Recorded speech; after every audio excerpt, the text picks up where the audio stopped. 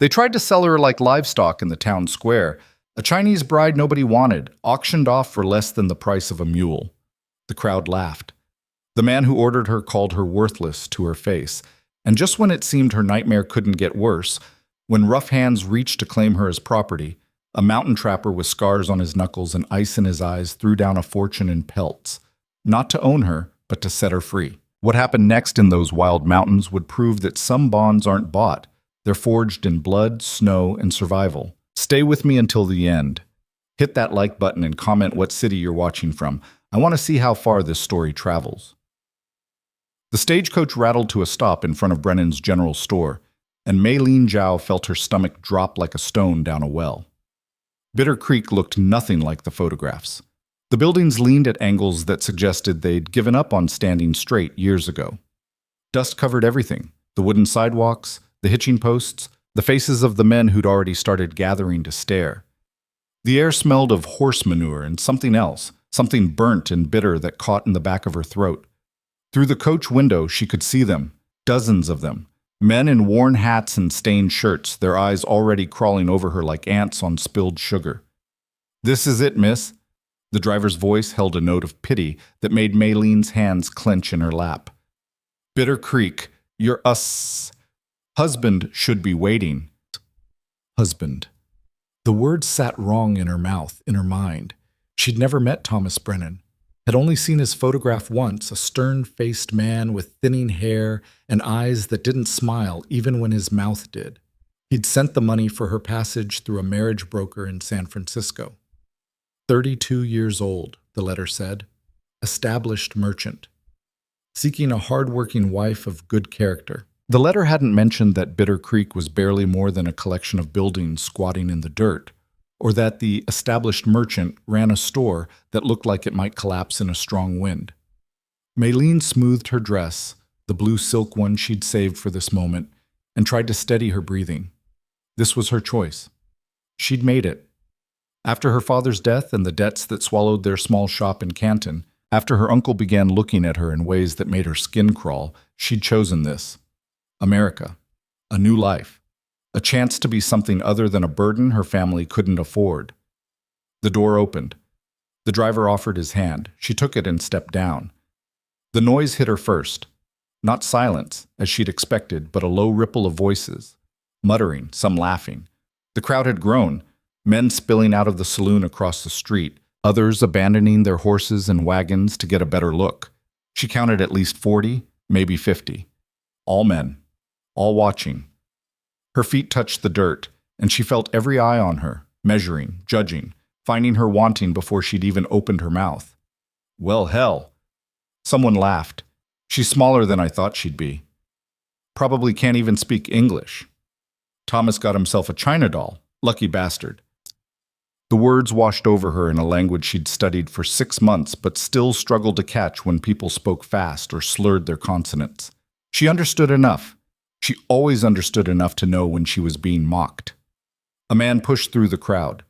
Thomas Brennan looked older than his photograph, heavier, with broken blood vessels spiderwebbing across his nose. He wore a vest that pulled tight across his belly and carried himself with the swagger of someone who owned things, buildings, inventory, maybe people.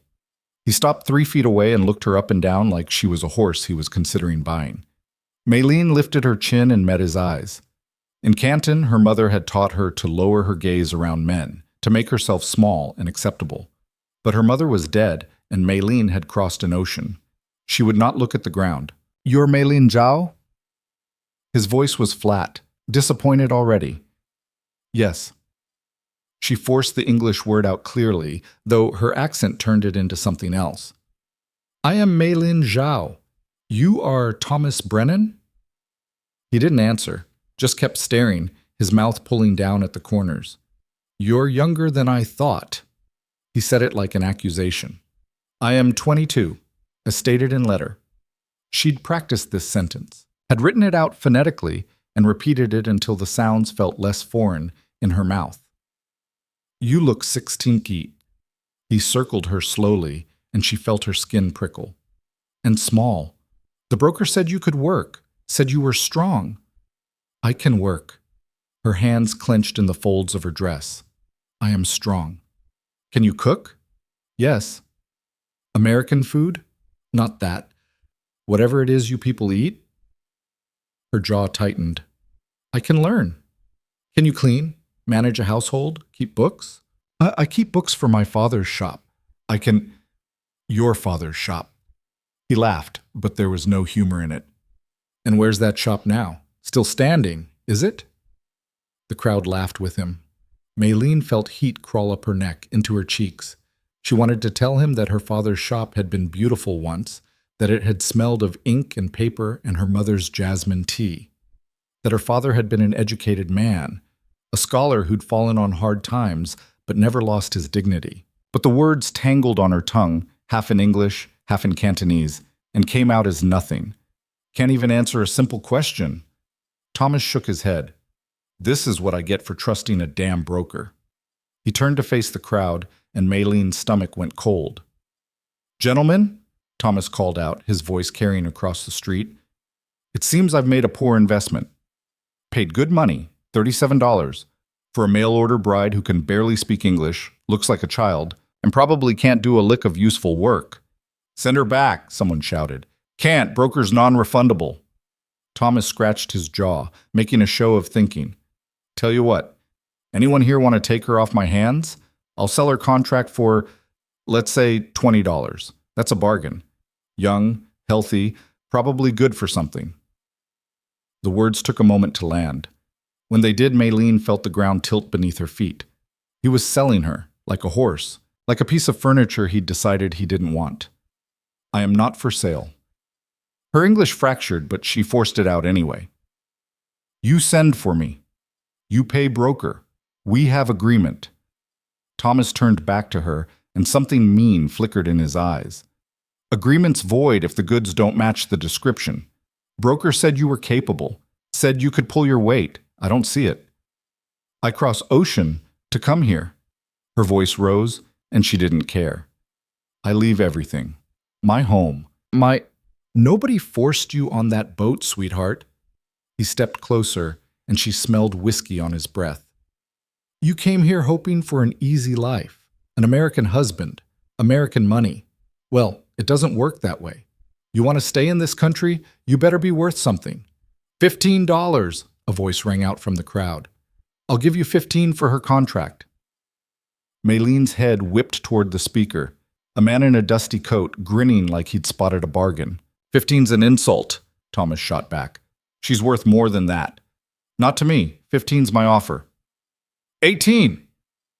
Another voice, this one from a bearded man near the saloon steps. I am not property. Maylene's voice cracked, but she didn't care anymore. She switched to Cantonese, the words pouring out hot and desperate. You cannot do this. I am a person. I have rights. Speak English or shut up. Thomas grabbed her arm, his fingers digging in hard enough to bruise.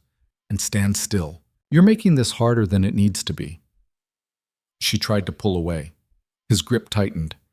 Don't damage the merchandise, Thomas, someone called, and the crowd roared with laughter. Maylene's vision blurred. This couldn't be happening. She'd come here for a new life, for dignity, for a chance to be something other than a burden. And instead she was being auctioned off in the street, while men laughed and placed bids like she was livestock. $20, a new voice, deeper than the others. And I'll take her now. The crowd parted and a man stepped forward. He was older, maybe 60, with silver hair and a face that had gone soft around the edges. He wore a clean shirt and a gold watch chain across his vest, prosperity made visible. Dutch Morrison. Thomas's voice held a note of respect. Didn't know you were in the market for a wife. I'm not. Dutch's smile was polite, but his eyes were cold. Looking for someone to work in my establishment. Can always use another girl at the Silver Dollar. The Silver Dollar. Even with her limited English, Maylene knew that name. The saloon. The place where women worked, but not in any way that involved cooking or cleaning or keeping books. Her stomach turned to ice. $20 is fair, Thomas was saying. More than fair, considering... No. Maylene wrenched her arm free. No, I do not go with him. I do not... You don't get a say. Thomas grabbed for her again, but she stumbled back, nearly tripping over her own skirts. Please. The English word came out broken. Please, I work. I work hard. I learn. Give me chance. Already gave you a chance. You failed. Thomas nodded to Dutch. She's yours. $20. Dutch reached into his vest pocket. 50. The word cut through the noise like a gunshot. Every head turned. A man stood at the edge of the crowd. Maylene hadn't noticed him before. He'd been too still, too quiet, blending into the background like smoke. But now he stepped forward, and she saw him clearly. Tall, broad across the shoulders. He wore buckskins instead of town clothes, and his dark hair hung past his collar, tied back with a leather cord. His face was all hard angles, sharp cheekbones, a jaw that looked like it had been carved from stone, eyes the color of winter sky. A scar cut through his left eyebrow, pulling it into a permanent question mark. He moved like something wild, barely contained in human skin. $50? He repeated, his voice low and rough. And I'll take her right now. Thomas's eyebrows shot up. Rowan Voss, didn't expect to see you in town. Passing through. Rowan's gaze flicked to Maylin, then back to Thomas. You selling or not? For 50? Hell yes, I'm selling. Thomas was already grinning. But I have to ask, what's a mountain man want with a China girl? She's not exactly cut out for trapping. That's my business? Dutch Morrison stepped forward, his polite smile gone. Now hold on. I made an offer first. $20. Rowan's voice didn't rise, but something in it made Dutch stop talking. I'm offering 50. That's how auctions work. This isn't an auction, Dutch said tightly. This is a business transaction. Then conduct your business. Rowan pulled a bundle from the pack on his shoulder and tossed it at Thomas's feet. It landed with a heavy thud, and when Thomas bent to unwrap it, Maylene saw fur. Thick, glossy pelts. Beaver, she thought. Or maybe marten, the kind that wealthy women in Canton would pay fortunes for. Thomas whistled low. These are prime. Worth more than 50. Take them and we're done. For a long moment, Thomas just stared at the pelts. Then he looked at Maylene, at Dutch, at Rowan. His tongue darted out to wet his lips. You know what? He bent and scooped up the bundle. They're yours. Take her. Dutch made a noise of protest, but Rowan was already moving. He crossed the space between them in 3 long strides and stopped in front of Maylene. Up close, he was even bigger than she'd thought. She barely came up to his chest. She had to tilt her head back to see his face, and when she did, she found him watching her with an expression she couldn't read. Not cruel, not hungry like the others, just assessing. Can you ride? His English was clear, but his voice held an accent she didn't recognize. Something northern, maybe. Cold country vowels. Maylene blinked. What? A horse. Can you ride one? No, I never. You'll learn. He turned and started walking toward a massive gray horse tied near the general store. Maylene stood frozen. Her mind was still trying to catch up, to understand what had just happened. This stranger had just bought her, paid $50 worth of furs for her contract, the same way Thomas had tried to sell her. She was still property, still owned, just by someone different. Wait, the word came out small. Wait, I do not understand. You buy me, but... Rowan stopped and looked back. I didn't buy you.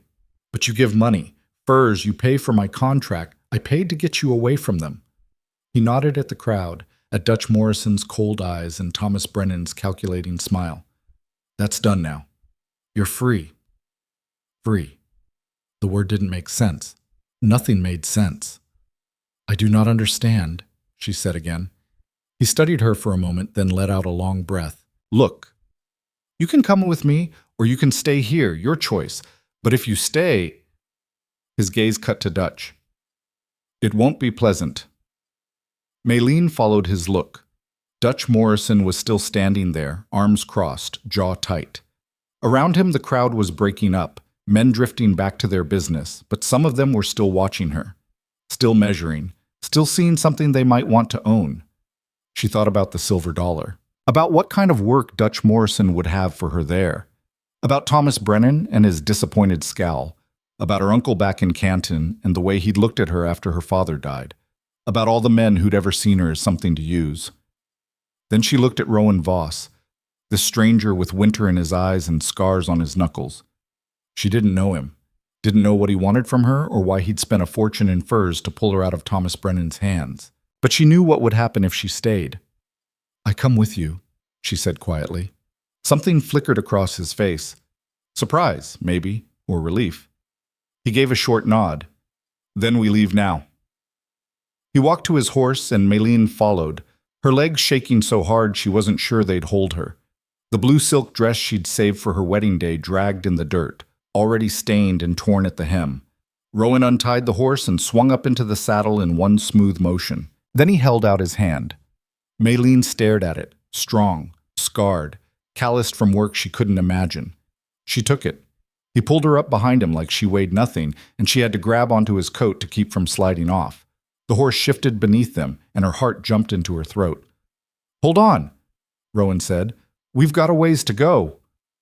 "Where?" She managed to force the question out. "Where we go?" "Into the mountains."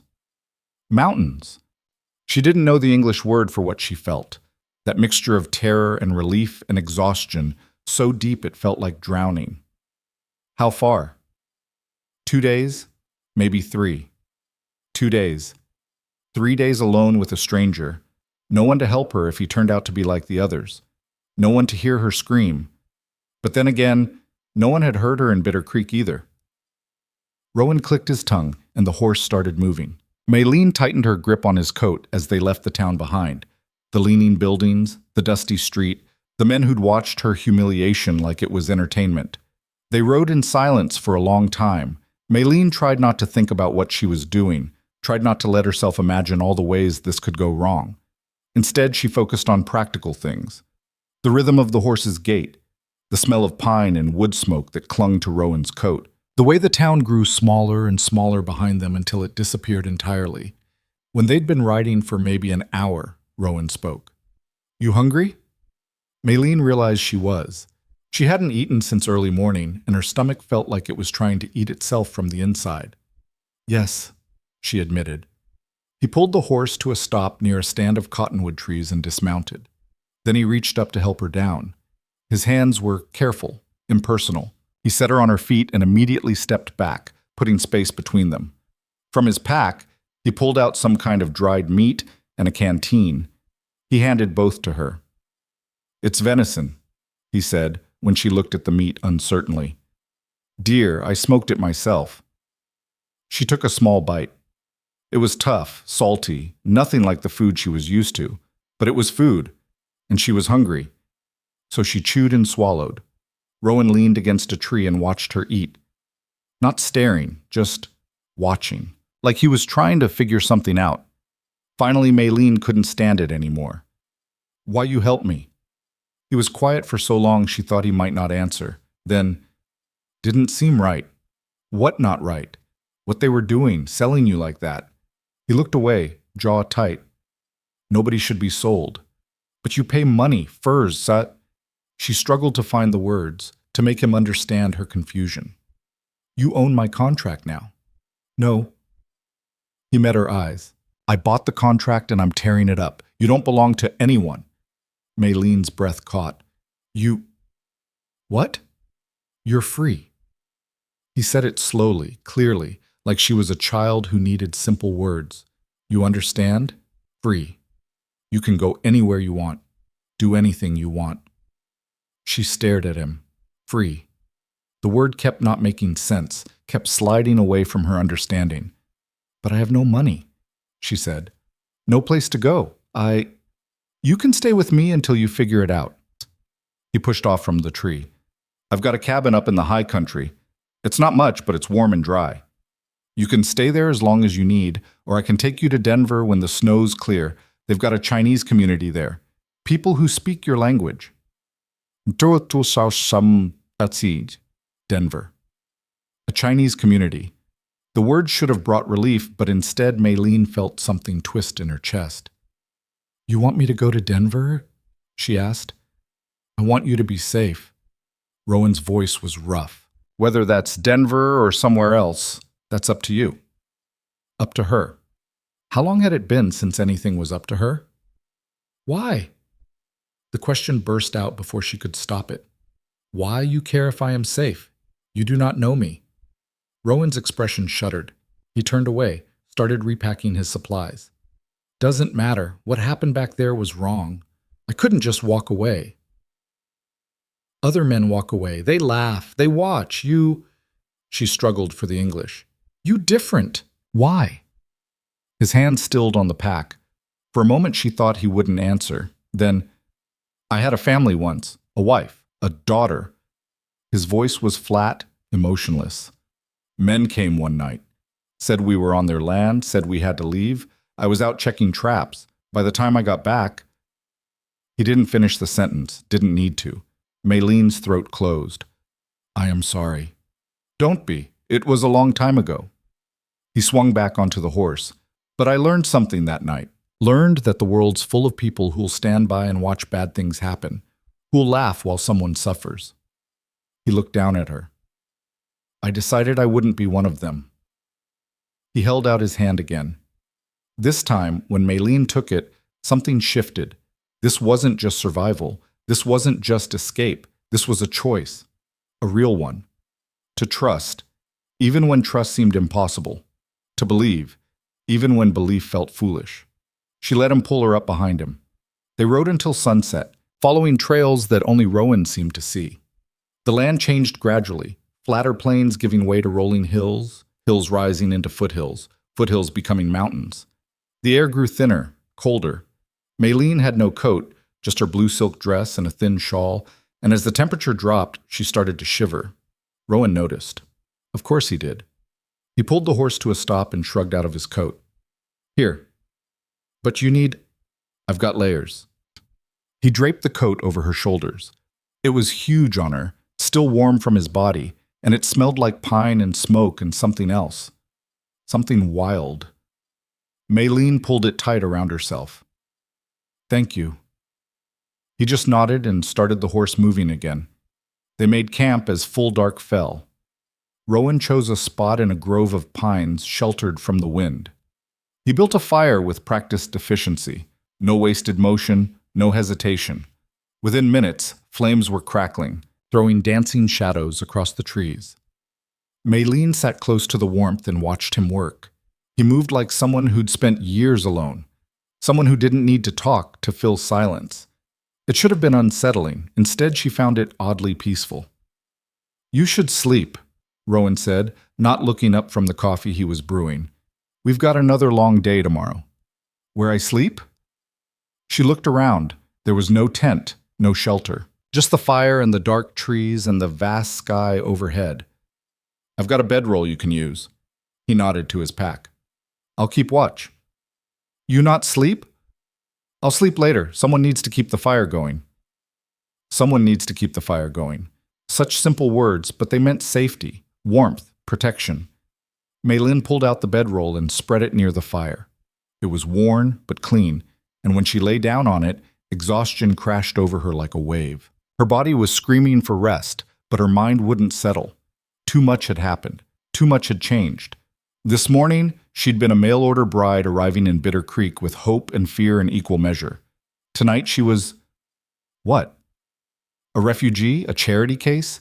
A burden on a stranger who seemed determined not to act like she was any of those things? Rowan? Her voice was small in the darkness. Yeah? Why mountains? Why you live so far from town? He was quiet for a long time. The fire popped and crackled. Somewhere in the distance, an owl called. Because up here, nobody cares who you are or where you came from, he finally said. Nobody measures you against what you should be. You're just whatever you make of yourself. Maylene thought about that, about Bitter Creek and Thomas Brennan and all the men who'd looked at her and seen something lacking. About her uncle in Canton who'd seen her as a problem to solve. About the broker in San Francisco who'd seen her as inventory.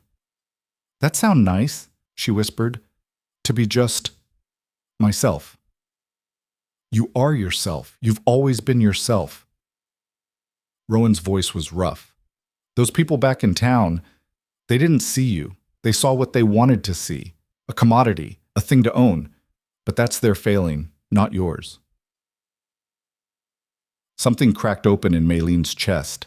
She'd spent so long trying to be what others wanted. The dutiful daughter, the hard-working shop girl, the grateful bride.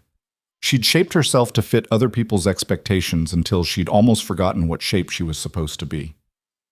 "I not know if I remember," she admitted, "who I am, without someone telling me." "Then you'll figure it out." Rowan threw another log on the fire. "You've got time." Time. When had she ever had that? Time to think, time to choose, time to become something other than what circumstances demanded. "Thank you," she said quietly, "for—" She struggled for the English to express what she meant. "Thank you for saving me" didn't seem enough. "Thank you for seeing me as a person felt too vulnerable." "For everything." "Get some sleep," was all he said. But it was enough. Maylene closed her eyes and let exhaustion pull her under. For the first time in months, maybe years, she felt something other than fear or resignation. She felt possibility, fragile and frightening, but real. She slept with Rowan's coat wrapped around her like armor, and the fire crackling warm against the dark. The second day was harder. Maylene woke stiff and sore, every muscle screaming. Her blue silk dress, already ruined from yesterday, was now filthy, the hem black with dirt and torn in 3 places. Her shoes, delicate things meant for walking down church aisles, were falling apart. Rowan took one look at her feet and frowned. "Those aren't going to last." "I have no others." He dug through his pack and pulled out a pair of thick wool socks and some leather strips. "Put these on. Wrap the leather around them. It's not ideal, but it'll keep your feet from getting shredded." She did as he said, feeling ridiculous in her silk dress and makeshift shoes. But when they started walking, Rowan leading the horse to give her a break from riding, her feet stayed warm and protected. The trail grew steeper, narrower. Sometimes it disappeared entirely, and Rowan would just pick a direction through the trees like he was reading a map only he could see. Maylene stumbled after him, breathing hard in the thin air, her lungs burning. "How much farther?" she finally asked, hating how weak her voice sounded. "Another day. Maybe less if we make good time." Another day? Maylene wanted to cry, or sit down, or both. But Rowan kept walking, and she kept following, because what else could she do? They stopped at midday to rest and eat. Rowan shared his dried meat again, and some kind of hard biscuit that tasted like sawdust but filled her stomach. As they ate, he asked her questions. "You said you kept books for your father's shop. You can read and write?" "Yes, Chinese and English, little English." She held up her thumb and finger an inch apart. "More than I can write in Chinese." Something that might have been a smile flickered across his face. "You're educated, then?" "My father believed education important. He teach me to read, to keep records, to—" She struggled for the word. "Calculate numbers." "That's good, valuable." Rowan took a drink from his canteen. "What else can you do?" Maylene thought about it. Back in Canton, she'd been a shopkeeper's daughter. She'd kept inventory, dealt with customers, managed the books when her father's hands got too shaky. She could sew, cook simple meals, read classical poetry her father had loved. None of it seemed useful here, in this wild place where survival meant different things. "I do not know," she admitted. "In my home I do many things, but here—" She gestured at the mountains around them. "I think I know nothing." "You know more than you think." Rowan stood and brushed the crumbs from his pants. "You survived crossing an ocean, survived today. You'll survive tomorrow. That's enough." But Maylene wasn't sure it was enough. She'd seen how Rowan moved through this landscape, confident, capable, reading signs in broken twigs and animal tracks that she couldn't even see. She was helpless here, dead weight. As if reading her thoughts, Rowan said, "You'll learn, if you want to." "Learn what?" "How to live up here, how to survive." He looked at her seriously. "It's hard, harder than anything you've done before, but you're tougher than you look." Maylene almost laughed. She didn't feel tough. She felt exhausted and scared and so far out of her depth she couldn't even see the surface anymore. But she said, "I learn." Because what else could she say? They reached the cabin as the sun was setting on the third day. Maylene had been half asleep in the saddle, swaying with the horse's rhythm, when Rowan said, "We're here." She looked up and saw it, a structure nestled in a small valley between two peaks. Not much more than four walls and a roof, but solid, real. After 3 days of sleeping on the ground and walking until her feet bled, it looked like paradise. Rowan helped her down from the horse, and her legs nearly gave out. She caught herself on the saddle, breathing hard. "Easy." His hand steadied her elbow. "You've been riding for hours. Give yourself a minute." But Maylene didn't want a minute. She wanted to see inside, wanted to know if this place would be another disappointment, or if it might, somehow, be the refuge Rowan had promised. She walked to the cabin on unsteady legs and pushed open the door.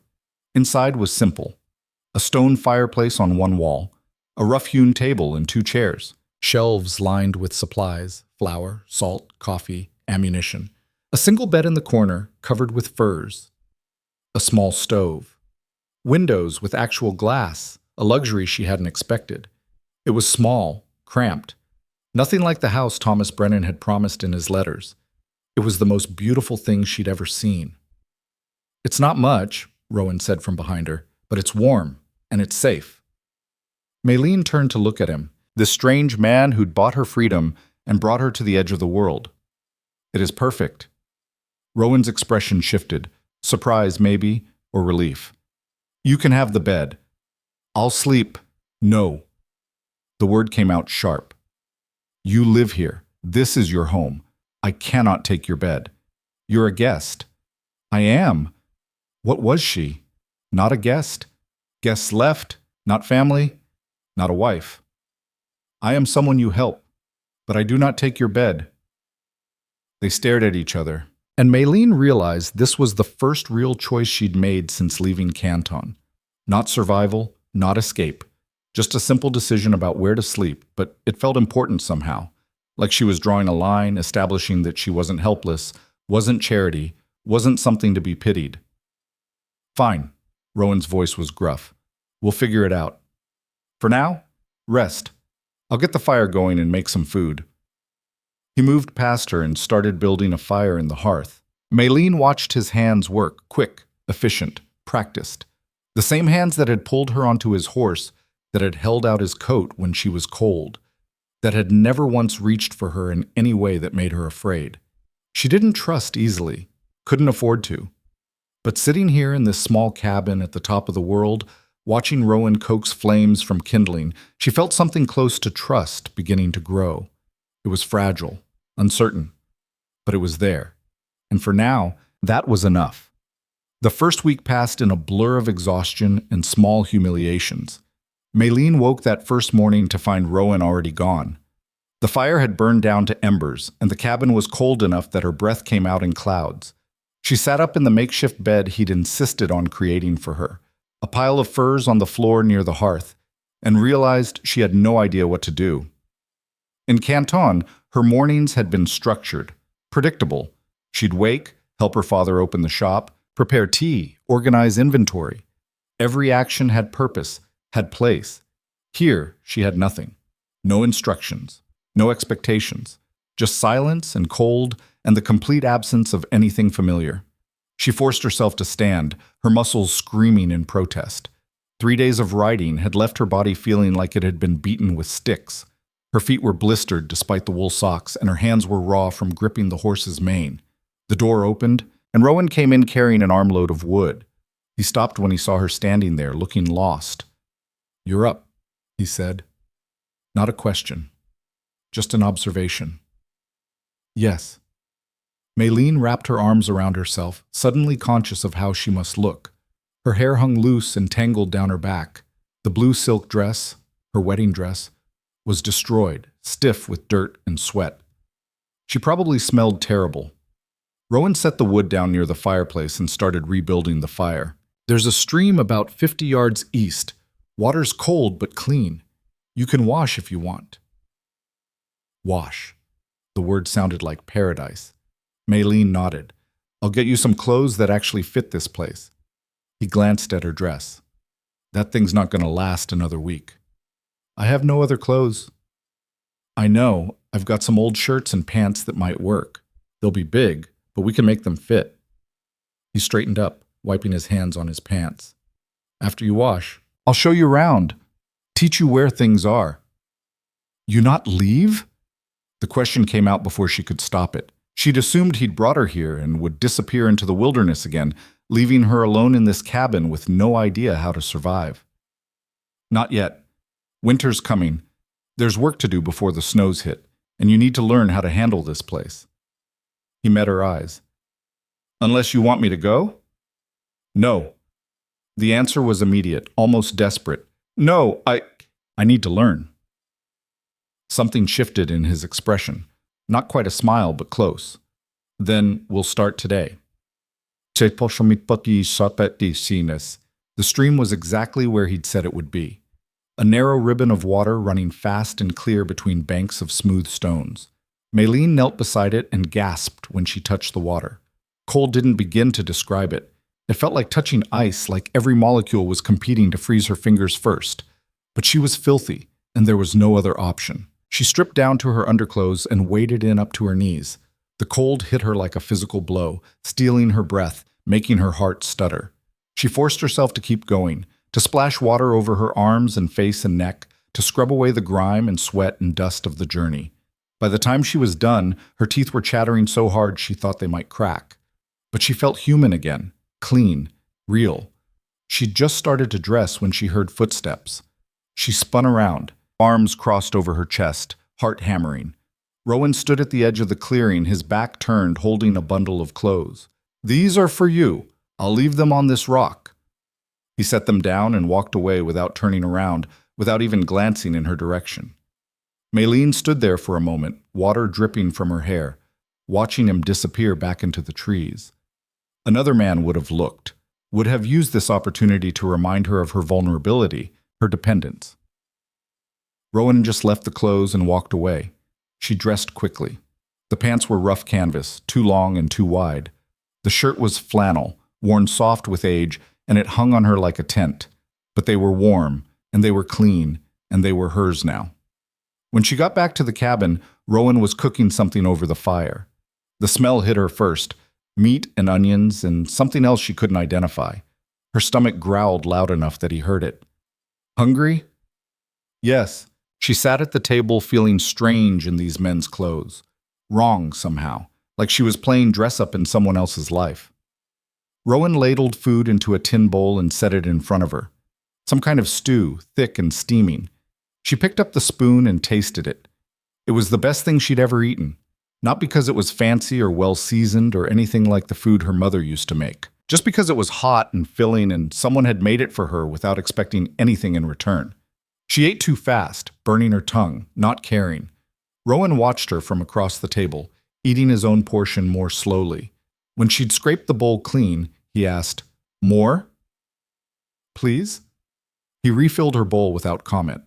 As she ate, he said, "We need to talk about winter." Maylene looked up. Winter? It's early September now. First snow usually hits in October. By November, we'll be snowed in until April, maybe May. He leaned back in his chair. That means we need supplies, food, firewood, medicine. Everything we'll need to survive 6 months without being able to get to town. 6 months. The number sat heavy in her stomach. I cannot stay 6 months, she said quietly. I am burdened. You should take me to Denver before snow comes. Is that what you want? Maylene opened her mouth to say yes. Of course yes. She couldn't stay here, couldn't impose on this stranger's hospitality for half a year. It was too much. Unreasonable. But the word wouldn't come out. Because the truth was, she didn't know what she wanted. Denver meant other Chinese people, familiar language, the possibility of finding work. But it also meant going back into a world where she'd be judged and measured and found wanting. Where she'd have to explain what happened in Bitter Creek, have to carry the shame of being rejected and auctioned off like livestock. Here, in this cabin at the edge of the world, no one knew her story. No one cared about her past. Here, she could be anyone. I do not know, she finally admitted. I do not know what I want. Rowan nodded like that was a perfectly acceptable answer. Then stay until you do. Help me prep for winter. Learn what you need to learn. When spring comes, if you want to go to Denver, I'll take you. But I have no money to pay you. I'm not asking for money." His voice was firm. "You help with the work. That's payment enough." "What work? I know nothing about mountains, about survival." "Then you'll learn." He stood and started clearing the dishes. "We start now." The next hours were a crash course in mountain survival, and Maylin failed at almost everything. Rowan showed her how to chop wood. The axe was too heavy, the motion too awkward. She swung and missed, swung and hit the log at the wrong angle, swung and nearly took off her own foot. After 20 minutes, she'd managed to split exactly 2 pieces of wood and had blisters forming on both palms. Rowan took the axe from her. "It's harder than it looks." "I am useless." The words came out hot and frustrated. "You're learning. That's different." He demonstrated the motion again, smooth, controlled, the blade biting into the wood exactly where he wanted it. "Takes practice. Took me months to get decent at it." Maylene doubted that. Rowan looked like he'd been born with an axe in his hands. Next, he showed her how to identify edible plants, pointed out wild onions, showed her which mushrooms were safe and which would kill her in hours. Maylene tried to memorize everything, but it all blurred together. Green things that looked identical somehow meant life or death, and she couldn't tell the difference. "I forget already," she admitted after he'd shown her the 5th type of berry. "That's why we practice. Every day we'll go out, and you'll show me what you remember." He pulled a small leather journal from his pocket and handed it to her. "Write it down. Draw pictures. Whatever helps." Maylene took the journal, surprised. "You want me to write?" "You said you can write, so write. Make your own field guide." It was such a simple thing, but as she held the journal, felt the weight of it in her hands, something loosened in her chest. This was something she could do. Recording information, organizing knowledge. This was familiar territory. "Thank you," she said quietly. Rowan just nodded and kept walking, kept pointing out plants and tracks and signs she needed to learn. By the time they got back to the cabin, the sun was setting and Maylene's head was spinning with information. Rowan started preparing dinner while she sat at the table and opened the journal. She drew the plants as best she could remember them, wrote notes in the margins in both English and Chinese, creating her own translation guide. The act of writing steadied her, gave her something concrete to hold on to in a world that felt increasingly unreal. "You draw well," Rowan commented, glancing over her shoulder. "My father teach me, he say good record-keeping need clear pictures." She sketched another leaf, trying to capture the serrated edges. "What this one called again?" "Nettle. It'll sting like hell if you touch it wrong, but if you cook it, it's edible. Good for you, too." Maylene wrote that down. Nettle, stings, cook before eat. They ate in companionable silence. After dinner, Rowan pulled out his own journal and started making notes. Trap locations, weather observations, things Maylene couldn't follow. She watched him write, his hand moving in steady lines across the page. "You keep journal too?" she asked. "Have to. Can't remember everything." He looked up. "Up here, information keeps you alive. Weather patterns, animal movements, where the good fishing spots are. Write it down and you can reference it later." It made sense. Everything about Rowan made sense in a way that nothing in Bitter Creek had. He was practical, methodical, treating survival like a skill that could be learned and recorded rather than some innate ability you either had or didn't. "Can I ask you something?" Maylene said. "Go ahead." "Your family. You say men come, they—" She couldn't finish the sentence. Didn't need to. Rowan's jaw tightened. For a long moment, she thought he wouldn't answer. Then, "Yeah. How you—" She struggled for the English. "How you keep living after that?" He set down his pen and looked at her. Really looked at her, his winter sky eyes searching her face. "You want the honest answer?" "Yes. I didn't. Not for a long time." His voice was rough. "First few years, I was just going through motions, eating because I had to, sleeping because I couldn't stay awake, setting traps, selling furs, surviving, but not living." "What change?" "Nothing dramatic. No big moment of clarity." He picked up his pen again, turned it over in his fingers. Just time and distance. I came up here where nobody knew me, nobody knew what I'd lost. Started building this place, and somewhere along the way, I realized I was making choices again, deciding things, caring about whether the roof would hold or whether I'd have enough food for winter. So you heal? No, the word was firm. You don't heal from something like that. The hole doesn't fill in, but you learn to walk around it, build your life in a different shape.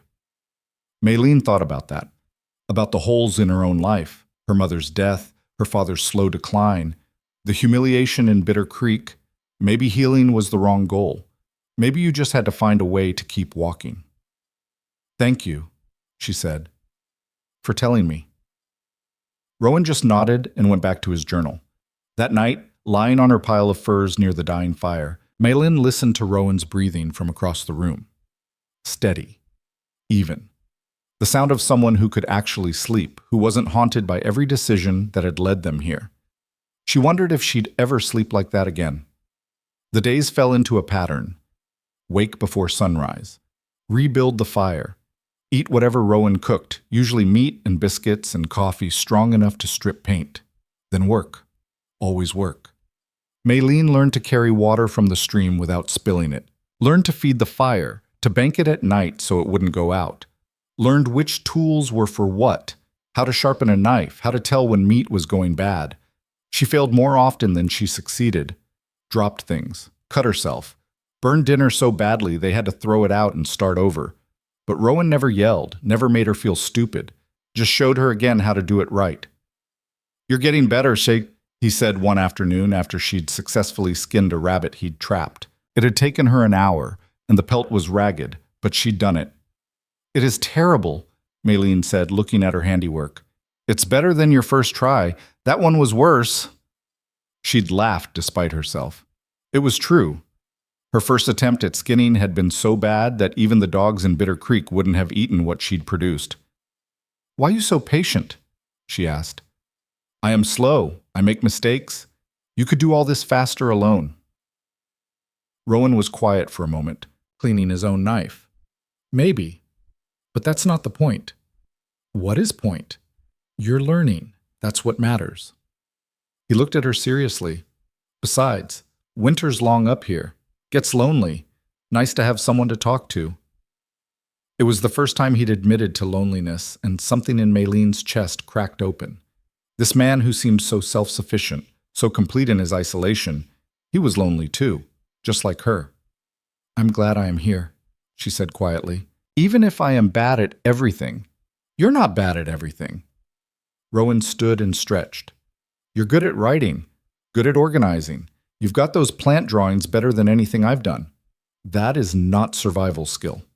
Sure it is. Knowledge is survival. Being able to reference what you've learned, share it with others, that keeps people alive. He headed toward the door. Come on, I want to show you something.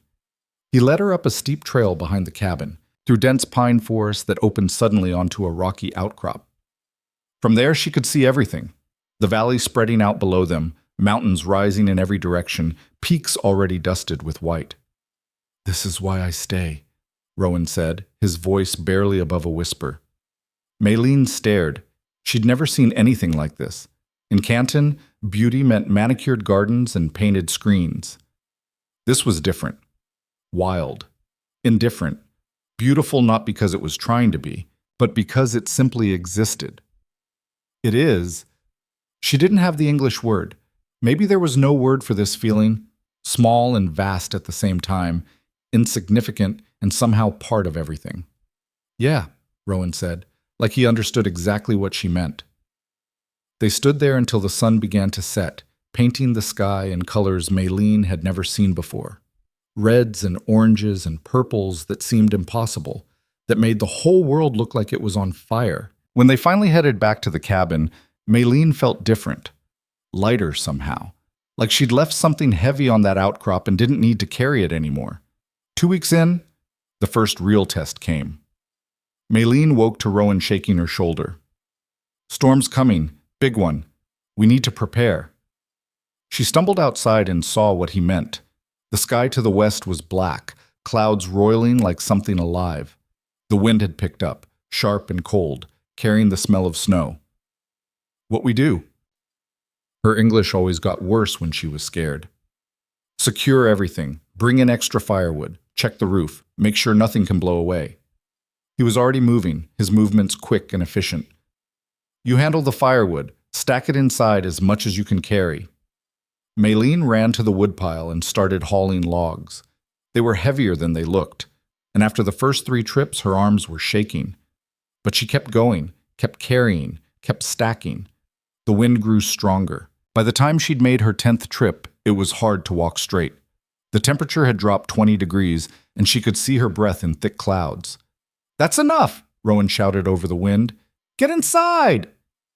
She made one more trip, stubborn, determined to carry her weight. As she bent to pick up another log, a gust of wind nearly knocked her over. She staggered, lost her balance, fell hard on her hands and knees. Rowan was there instantly, pulling her to her feet. "I said inside! Now!" He all but dragged her into the cabin and slammed the door behind them. Outside, the wind howled like something wounded. Rain started to fall, then sleet, then something that rattled against the roof like gravel. "Hail," Rowan said, lighting the lamps. "It'll pass." But it didn't pass. The storm raged for 2 days straight, thunder that shook the cabin's walls. Wind that screamed through every crack and gap. Maylene had never experienced anything like it. In Canton, storms meant rain and maybe some wind. This was violence. Nature throwing a tantrum. She tried to make herself useful. Cooked meals. Mended clothes. Wrote in her journal. But mostly, she just tried not to be afraid. On the second night, a massive crack of thunder made her jump so hard she spilled coffee all over the table. She scrambled to clean it up, hands shaking, feeling stupid and useless. "Hey," Rowan's voice was gentle. "It's just noise." "I know." But her hands wouldn't stop shaking. He sat across from her, his face serious in the lamplight. "You want to know what I think about during storms?" She nodded, not trusting her voice. "My daughter." His voice was quiet. "Sarah." She was terrified of thunder.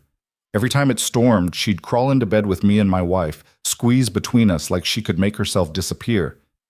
And Emma, my wife, she'd tell Sarah stories, made-up ones, about a girl who could talk to thunder, who convinced it to quiet down so people could sleep. Maylene stared at him. It was the most he'd ever said about his family. "Did it work?" she asked. "Every time." Sarah would fall asleep halfway through, convinced the thunder was listening to her mama's stories. Rowan's expression was distant. "I can still hear Emma's voice sometimes, during storms, telling those stories. You miss them every day." He looked at her. "But it doesn't break me anymore. Used to, I couldn't think about them without wanting to put a bullet in my head. Now I can remember the good parts. The stories, the way Sarah laughed, the way Emma sang while she cooked." Outside, thunder cracked again, but Maylene barely flinched this time. "Thank you for telling me. Thank you for listening." He stood and checked the fire. "Storm should break by morning. We'll assess the damage then." The storm did break. Maylene woke to silence so complete it was almost unsettling. She got up and looked out the window. The world had transformed. Everything was covered in a thick layer of ice, glittering in the early morning sun like the whole valley had been dipped in glass. It was beautiful. It was also treacherous. Rowan was already outside, checking the damage. She pulled on her boots and coat and joined him. "How bad?" she asked. "Could be worse. Lost some shingles on the east side of the roof, a few branches down, but the cabin held." He looked at her. "You did good stacking all that firewood. We would have run out otherwise." The praise shouldn't have meant so much, but it did. Maylene felt warmth bloom in her chest, and it had nothing to do with the morning sun. They spent the day repairing what they could. Rowan climbed onto the roof to replace the missing shingles while Maylene held the ladder, her heart in her throat every time he moved. He worked with the same calm efficiency he brought to everything, never rushing, never second-guessing. "You not afraid?" she called up to him. "You could fall." "Could." He hammered in another shingle. "But worrying about it won't change anything. Either I fall or I don't. That is not comforting." She heard him laugh. Actually laugh. It was the first time she'd heard that sound from him, and it changed his whole face, made him look younger, less carved from stone. When he climbed down, she said, "You should laugh more." He looked surprised. "Should I?" "Yes, it is." She searched for the word. "Nice. You have nice laugh." Rowan's expression shifted into something she couldn't read. "Well, don't get used to it." But he smiled when he said it. That night, as they sat by the fire after dinner, Rowan asked, "You ever think about what you want? After winter, I mean. After you figure things out." Maylene stared into the flames. "I do not know. Before, I always know. I want to help my father. Then I want to survive. Then I want to come to America. Now." She shook her head. "Now I have no plan. It is strange. Maybe that's not a bad thing. Having no plan means having choices. In my country, choice is not good for women. Choices mean you are not grateful, not obedient." She picked at a thread on her shirt. "But here, you say I am free. I have choices, and I do not know what to do with that." "What did you want?" Rowan asked. "Before your father died, before everything went bad, what did you want for yourself?" No one had ever asked her that. Not her father, not her uncle, not the marriage broker. What did Maylene Zhao want, independent of duty or survival or circumstance? "I want..." She struggled to form the thought. "I want to matter, to be useful, not because someone tell me I must be, but because I choose to be. I want to build something that is mine." "Then do that." "How?" "I don't know. That's for you to figure out." He poked at the fire. "But you've got time, and you've got a place to start from. That's more than a lot of people have." It was true. A month ago, she'd been standing in the dirt in Bitter Creek, being sold like property. Now she was sitting in a warm cabin, learning to survive in the wilderness, having conversations about what she wanted from life. Maybe Rowan was right. Maybe having no plan wasn't the disaster it felt like. Maybe it was freedom. "Rowan?" she said quietly. "Yeah?" "I think I want to stay, through winter, learn everything you can teach me." She looked at him. "If that is okay?" He met her eyes, and something passed between them. Understanding, maybe, or recognition. Two people who'd lost everything finding something unexpected in the ruins. "It's more than okay," he said, and Maylene believed him. The first snow came in mid-October, 3 weeks after Maylene decided to stay. She woke to a world transformed into something from a dream. White covered everything, the ground, the trees, the roof. It muffled sound, made the whole valley feel like it was holding its breath. She stood at the window, watching fat flakes drift down, and felt something close to wonder. Beautiful, isn't it? Rowan was already up, stoking the fire.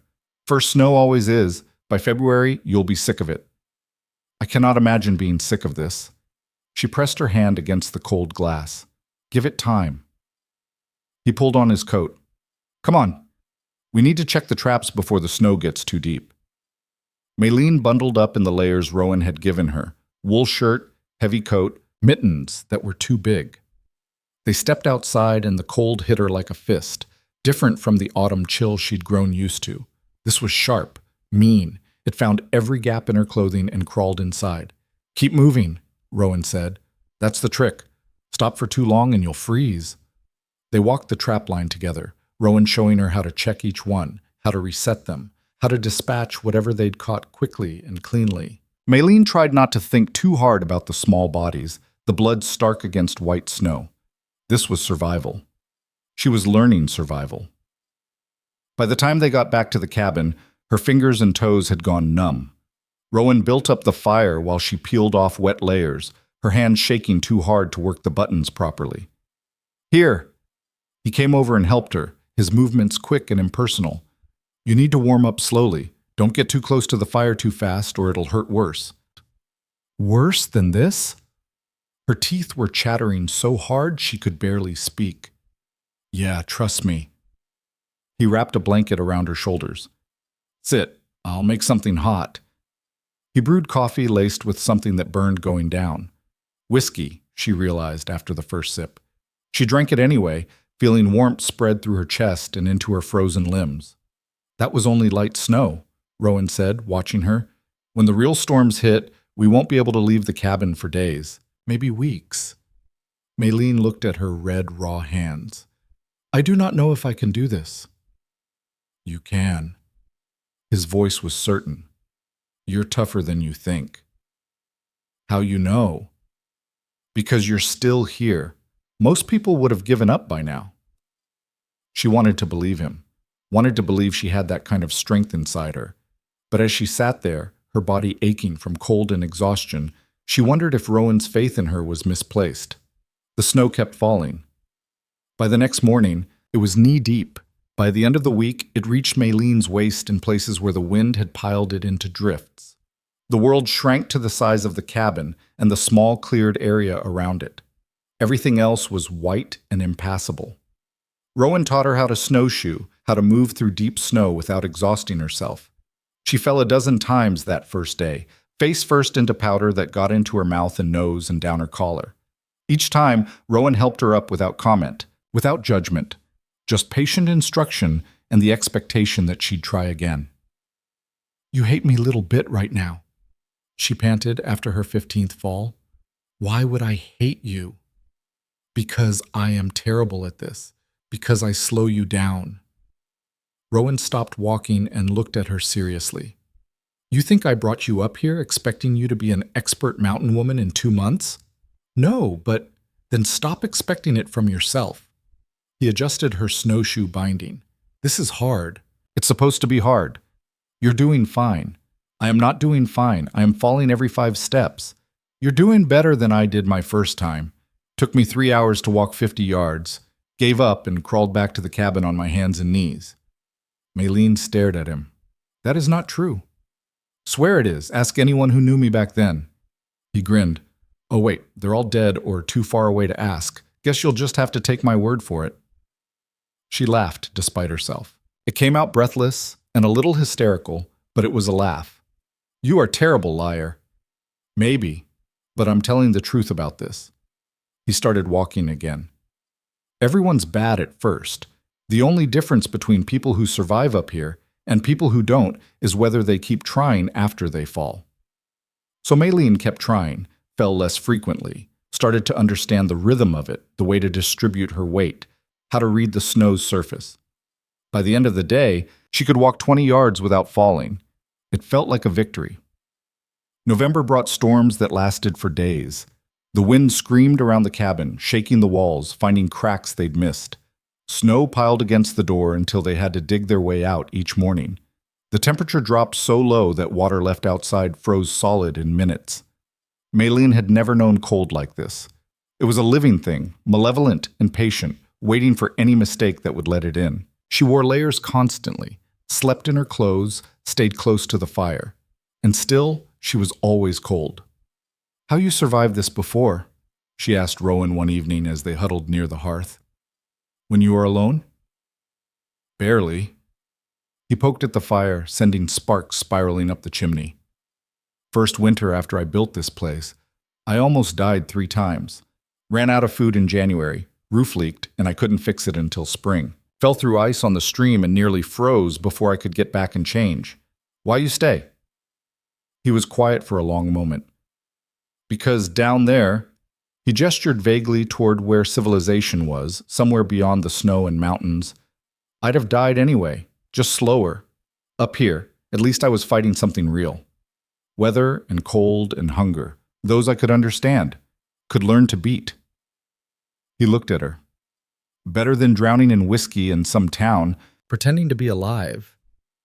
Maylene understood that. The difference between dying slow and dying fast.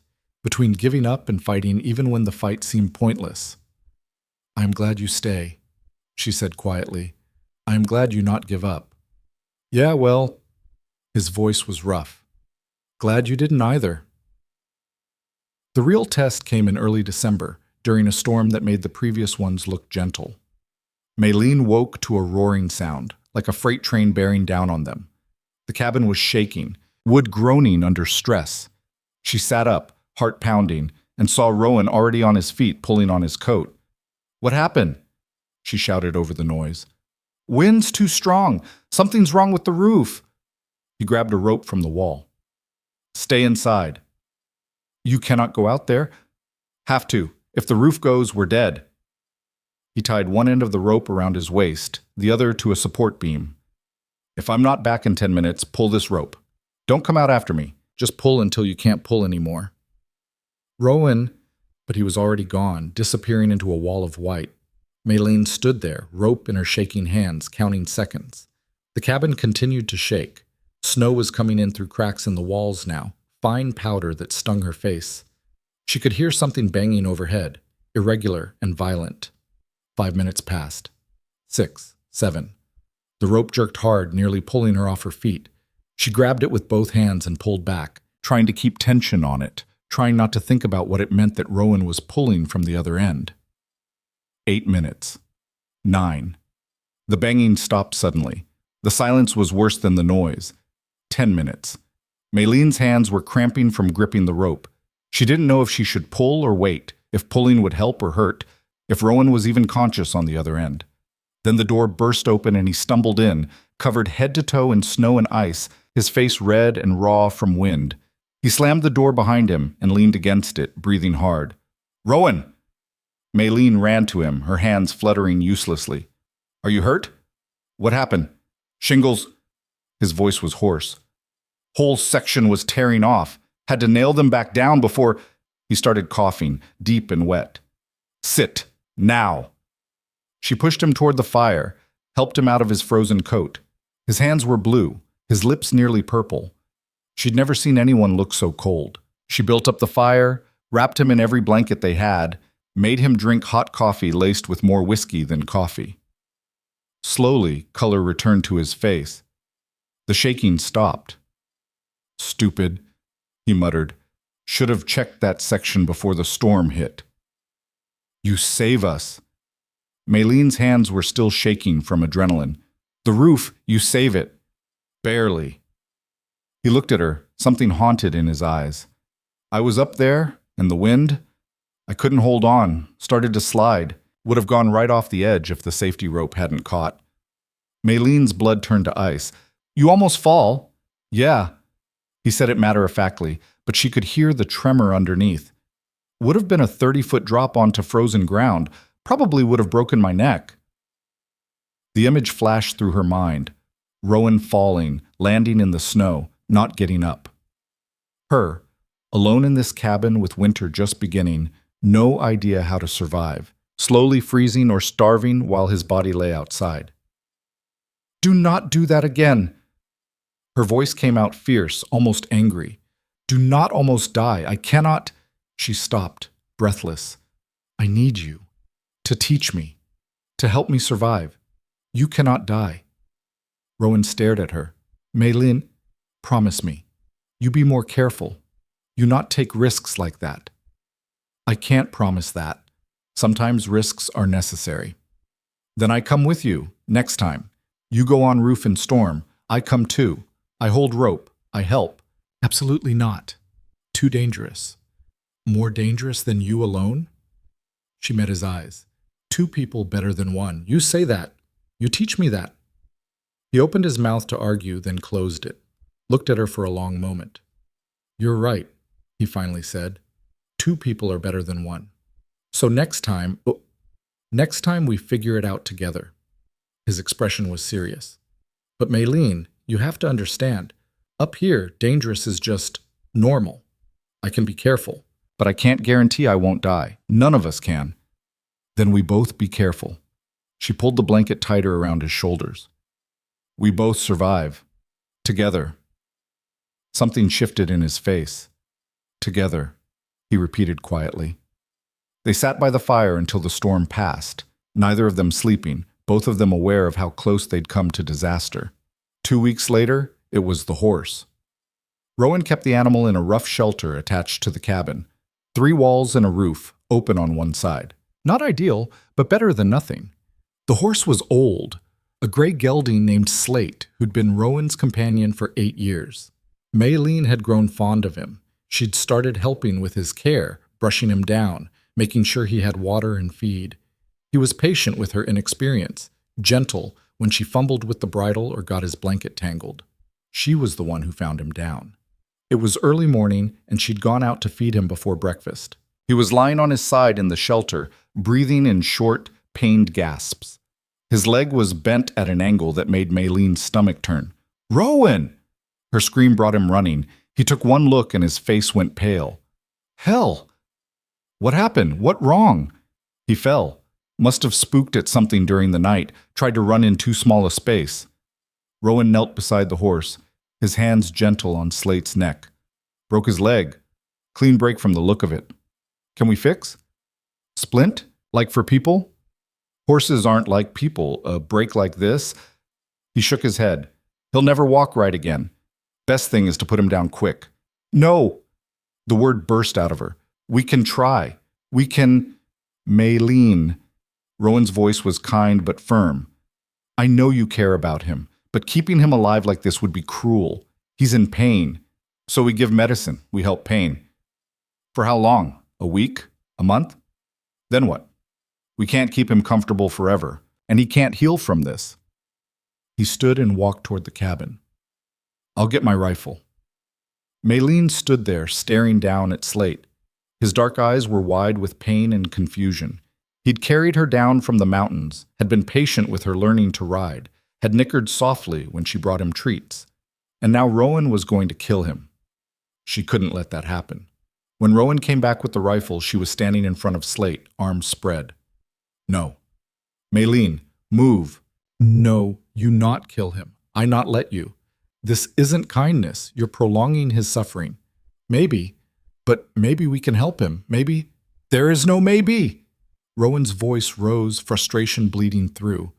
"I've seen a dozen horses with breaks like this. They don't recover. They die slow and painful, or they die quick and clean. Those are the only options." "Then I choose slow." Maylene's voice shook, but she didn't move. "I choose try. If he die anyway, at least we try." "Why? What's the point?" "Because he deserved chance." The words came out hot and desperate. "Just like I deserve chance when you find me in Bitter Creek. You could kill me then, or let men take me. Easier for you, but you give me chance to survive, to learn. So I give Slate same chance."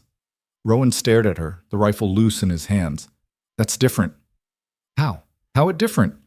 You're a person. He's a horse. He is alive. He feel pain. He want to live." Maylene's eyes were burning, but she refused to cry. "Please, let me try. If I am wrong, if you suffer too much, then you do what you must. But let me try." For a long moment, Rowan didn't move. Then he lowered the rifle. "Fine. You want to try, you try.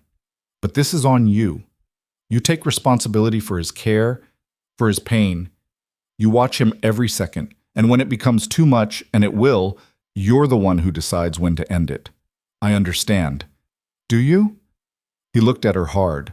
"Have you ever put down an animal? Ever had to make that call?" "No." "Then you don't understand, but you will." He leaned the rifle against the wall. "What do you need?" Maylene had no idea. She knew nothing about horse medicine, about setting bones, about any of this, but she'd said she would try, so she had to try. "Wood, for splint, and cloth for wrap. And," she struggled to think, "what we use for pain, for people?" "Willow bark. But I don't know the dosage for a horse." Rowan ran his hand through his hair. "We're going to need help. There's a vet in Redemption, about 40 miles south. But with the snow, how long to get there? 2 days on horseback in good weather, 4 or 5 on snowshoes in this." He looked at Slate. "He won't last that long." "Then we try ourselves." Maylene's voice was steady now, decision made. "You tell me what to do. I do it." They worked through the day and into the night. Rowan fashioned a splint from planks he'd been saving for repairs. Maylene held Slate's head, murmuring to him in Cantonese while Rowan set the leg. The horse screamed, a sound that would haunt her dreams for weeks. But when it was done, the leg was straight and secured. They gave him water mixed with willow bark, fed him by hand, covered him with every blanket they could spare. Slate made it through the first night. Then the second. Rowan stopped arguing, started helping without being asked. Together, they took shifts sitting with the horse, keeping him calm, adjusting the splint, changing the bedding when he fouled it. "I think maybe you're right," Rowan said on the fourth night. "Maybe he can recover." Maylene didn't answer. She'd stopped thinking in terms of maybe. She'd made a promise to this animal, and she would keep it or die trying. By the end of the first week, Slate was trying to stand. He couldn't, not with the splint, but the fact that he wanted to felt like a victory. Maylene cried when she saw him struggle, then cried harder when Rowan put a hand on her shoulder and said, "You did this. You saved him."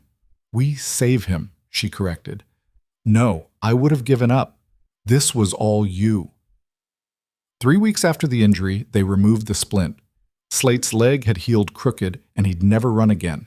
But he could walk. Slowly, with a limp, but he could walk. Maylene buried her face in his mane and sobbed with relief. That night, Rowan opened a bottle of whiskey he'd been saving. "To Maylene," he said, raising his glass. "Who's more stubborn than sense?" "To Slate," she countered, raising her own glass. "Who is stronger than we think?"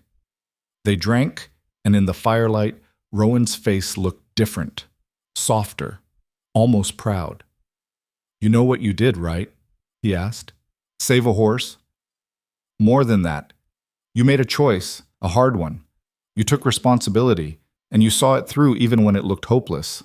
He refilled their glasses. "That's who you are, Maylene, not some rejected bride, not someone's property. You're someone who fights for what she believes in." Maylene looked at her hands, scarred now from work and cold, stronger than they'd been in Bitter Creek. "I not feel like fighter." "Fighters never do. They just keep fighting anyway."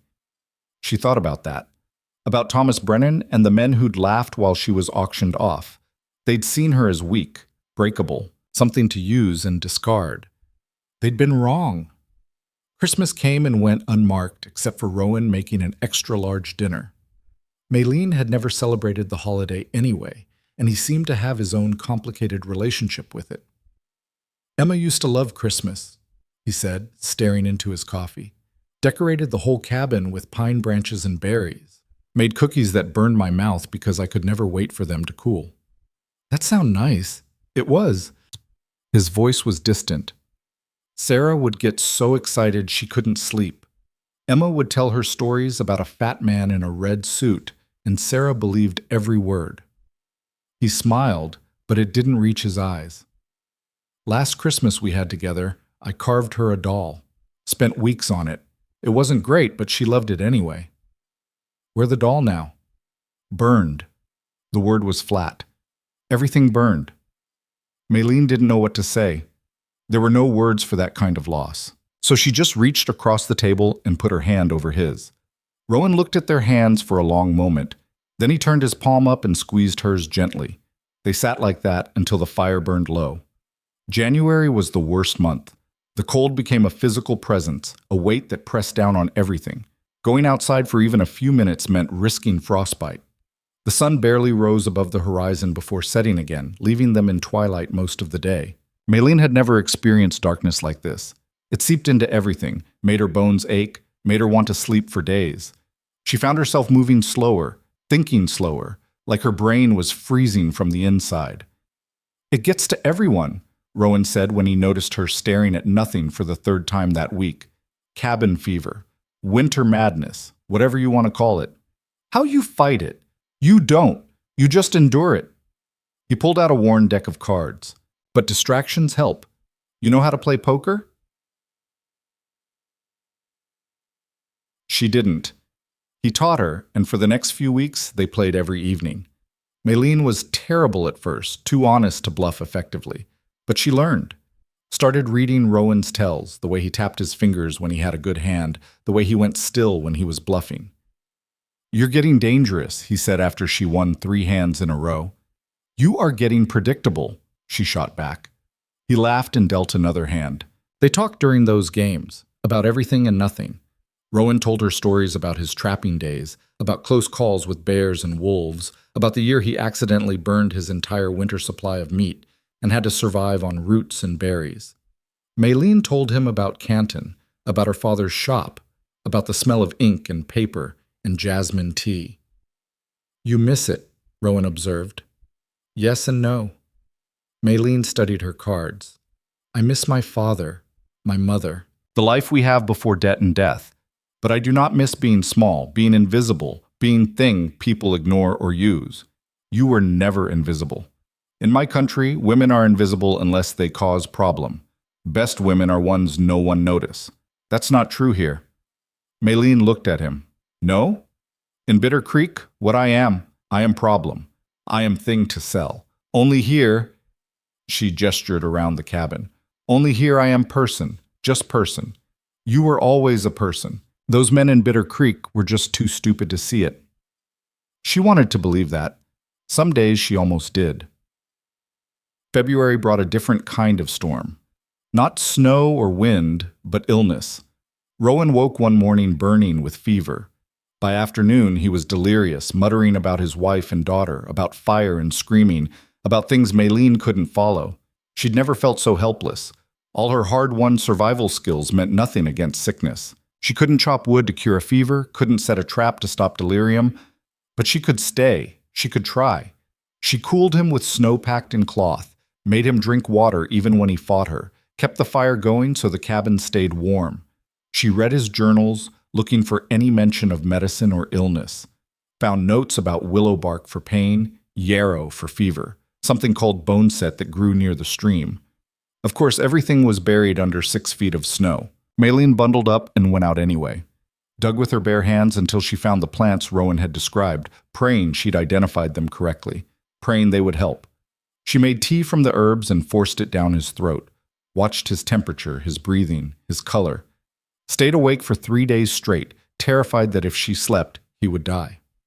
On the 4th day, the fever broke. Rowan opened his eyes, clear and focused for the first time in days. Maylene? I am here. Her voice was hoarse from disuse. What happened? You were sick, very sick. She couldn't finish. Couldn't tell him how scared she'd been. He looked around the cabin, saw the herbs drying by the fire, the bowls of melted snow, the blankets piled everywhere. You took care of me. Of course I take care of you. You think I let you die after all the work I put into learning your stupid survival skills? She was aiming for light, but it came out shaky. Hey. He reached for her hand. I'm okay. You kept me alive. You not know that. You were unconscious. I know, I remember. He frowned. Voices. You talking to me. In Chinese, I think, and in English, telling me to drink, to breathe, to fight. Maylene had talked to him, had told him everything she was too scared to say when he could understand, about how much she'd come to depend on him, how much he'd changed her life, how terrified she was of losing the one person who'd ever seen her as human. I just tell you not to die, she said quietly. Well, it worked. He tried to sit up and immediately regretted it. How long was I out? 4 days. 4. He stared at her. You stayed awake for 4 days? I sleep little bit, not much. Maylene, you could have gotten sick too. Could have. What I supposed to do? Let you die? She pulled her hand away, suddenly angry. You saved me in Bitter Creek. You bring me here. You teach me to survive. You think I not do same for you? Rowan looked at her for a long moment. Thank you, he finally said. You are welcome. She stood, her whole body aching from exhaustion. Now sleep more. I make food. Maylene? She turned back. I'm glad you stayed. His voice was soft. I'm glad you're here. Something warm unfurled in her chest. I'm glad too. That night, as Rowan slept fitfully and Maylene sat watch beside him, she realized something had changed. This wasn't just survival anymore. This wasn't just gratitude or obligation. This was partnership. This was caring about someone because of who they were, not what they could give you. This was something she'd never had before and wasn't sure she deserved. But she wanted it. Wanted it so badly, it scared her. Rowan recovered slowly. For 2 weeks, he could barely walk across the cabin without getting dizzy. Maylene took over everything, chopping wood, checking traps, feeding Slate, cooking, cleaning. She worked until her hands bled and her back screamed, and she didn't complain once. You're going to kill yourself, Rowan said, watching her haul water from the stream. I am fine. You're exhausted. I can see it. You were exhausted when you climb on roof in storm. You do it anyway. She set down the bucket. I do same. That's different. How? Always how it different. She was too tired to be diplomatic. You allowed to almost kill yourself for survival, but I am not? I don't want you to hurt yourself for me. Too bad. I do it anyway. She met his eyes. You not get to decide what I sacrifice. That is my choice. Mine. Rowan opened his mouth, then closed it. You're right, he said quietly. I'm sorry. It was the first time he'd apologized to her. The first time he'd acknowledged that she had the right to make her own decisions, even stupid ones. Maylene felt something settle in her chest. Thank you. By March, the worst had passed. The days grew longer. The temperature climbed above freezing occasionally. Ice began to melt, revealing muddy ground beneath. They'd survived. Maylene stood outside the cabin one morning and felt sun on her face for the first time in months. Real sun, not the weak winter imposter. It was warm. It was real. Spring's coming, Rowan said from behind her. I can tell. She turned to look at him. He'd lost weight during his illness, and his face was gaunt. But his eyes were clear, and he was standing without swaying. Another month, and the pass will be clear. I can take you to Denver if you still want to go. Denver. The word felt foreign now, like something from another life. Do you want me to go? She asked. No. The answer was immediate. But that doesn't mean you should stay. You deserve a real life, Maylene. People, community, opportunities, not just this. He gestured at the cabin, the melting snow, the isolation. What if I want this? You don't know what you want yet. You've only known me, only known this place. You should see other options before you decide. He was right. She knew he was right, but the thought of leaving made her chest tight. I think about it, she said finally. That's all I ask. But as they stood there in the pale spring sunlight, both of them knew the decision had already been made. Neither of them was ready to let go yet. If you or someone you know is having a difficult time, free support is available.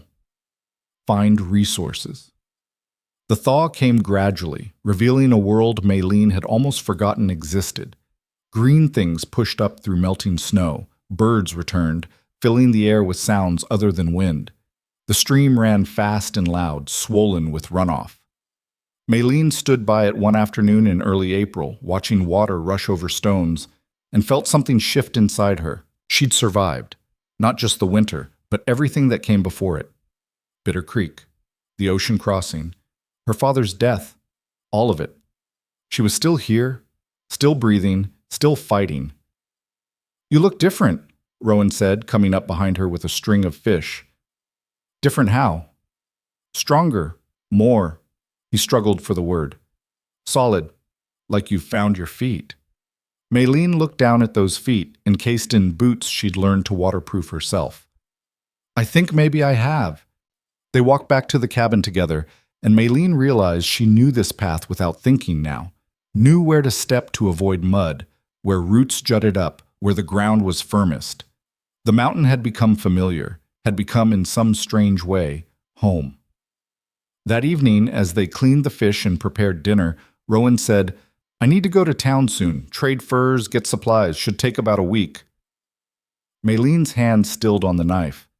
When? Next week, probably, soon as the pass is fully clear. He glanced at her. You could come, see Denver, meet people, figure out what you want to do. There it was again, the offer. The escape route he kept giving her, like he was afraid she'd wake up one day and realize she'd made a terrible mistake. Or I could stay here, she said carefully. Alone? For a week? I survive winter. I think I survive 1 week. Rowan set down his own knife. That's not what I'm worried about. Then what? He was quiet for a long moment, staring at the half-cleaned fish.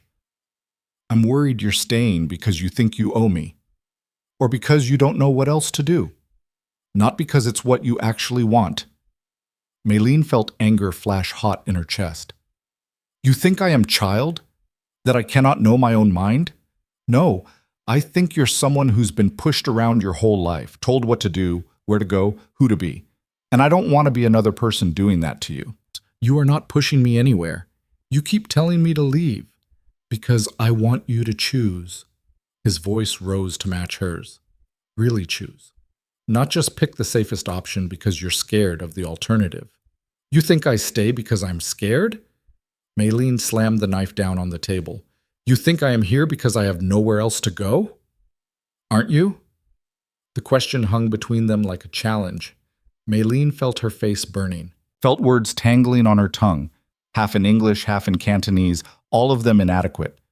You are fool, Wisham, she finally said, her accent thickening with emotion.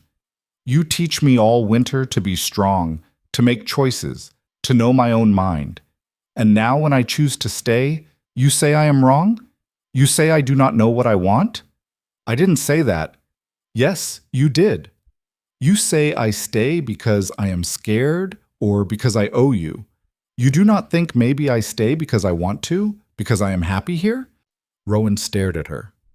Are you happy? The question caught her off guard. Was she happy? Happiness seemed like such a strange, foreign concept. She'd spent so long just trying to survive that she'd forgotten happiness was even an option. But as she stood there in the cabin she'd helped winterize, wearing clothes she'd learned to mend herself, looking at a man who'd given her space to become something other than what everyone expected, she realized the answer was yes. Yes, she said quietly, I am happy. Maybe for first time in my life, I am happy. Rowan's expression cracked open, showing something raw underneath. Maylene, I know you worry. I know you think I stay because I'm grateful or obligated or scared, but you are wrong. She took a breath. I stay because when I am here, I am not rejected bride, not daughter who fail her family, not burden or property or mistake. I am just Maylene, and that is enough. That was always enough, Rowan said roughly. You were always enough. Maybe, but I did not know that until I come here, until you show me. She met his eyes. So yes, I choose to stay, not because I'm afraid of Denver or because I owe you, because this is where I want to be. For a long moment, neither of them moved. Then Rowan nodded slowly. Okay. Okay. Okay. You stay. I stop pushing you to leave. Relief flooded through her. Thank you. But Maylene, his voice was serious, if you ever change your mind, if you ever want to go, you tell me. Don't stay because you think I need you here or because leaving would hurt my feelings. You promise me that. I promise. She picked up the knife again. Now we finish cleaning fish before they rot. A smile tugged at his mouth. Yes, ma'am. They worked in silence for a while, the tension slowly bleeding out of the room. As Maylene gutted the last fish, she said, I still think you should go to town without me. You sure? Yes, I want to prove I can manage alone, just for a week. Is that... She searched for the word. Is that okay? It's more than okay. Rowan washed his hands in the basin. I think it's smart. Everyone should know they can survive on their own if they need to. Even if they do not want to? Especially then. The week before Rowan left, he taught her everything he could think of. How to deal with a bear if one wandered into camp. How to handle Slate if he got spooked. What to do if the weather turned bad, where his emergency supplies were hidden. You are worse than old woman, Maylene said after the 10th set of instructions. I know all this already. Humor me. She did, because she could see the worry in his eyes. He was scared to leave her alone, even though he knew she could handle it. The realization made something warm bloom in her chest. The morning he left, Rowan stood by Slate's side, adjusting the saddlebags for the third time. You have everything you need? Yes. Food's all labeled, traps are marked on the map. If you need help. I ride to redemption. I know. Maylene crossed her arms. Stop worrying. Can't help it.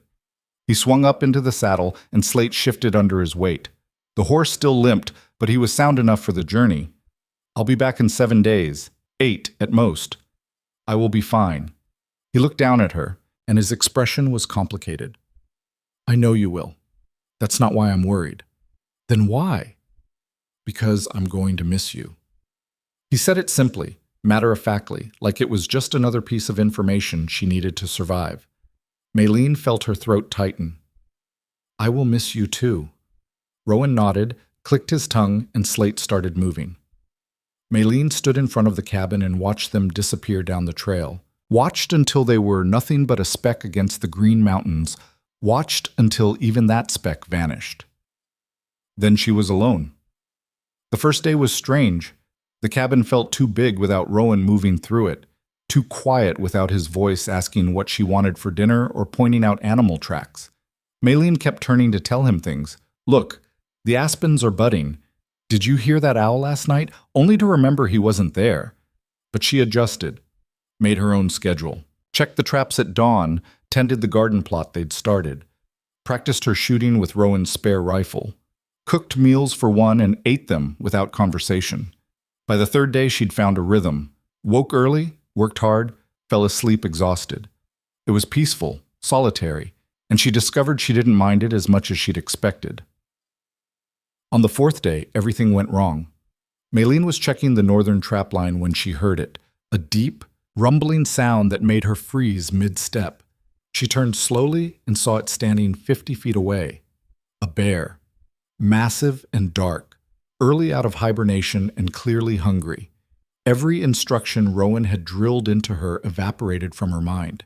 She couldn't remember if she was supposed to run or stand still, make noise or stay quiet, look threatening or submissive.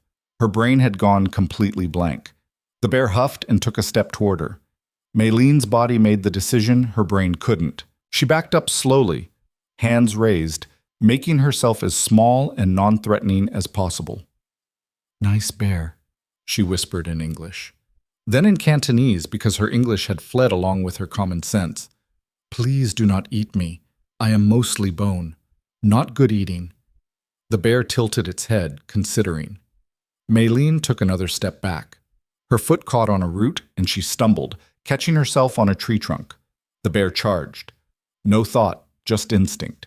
Maylene scrambled up the tree, her hands finding branches she couldn't see, her body moving faster than it ever had.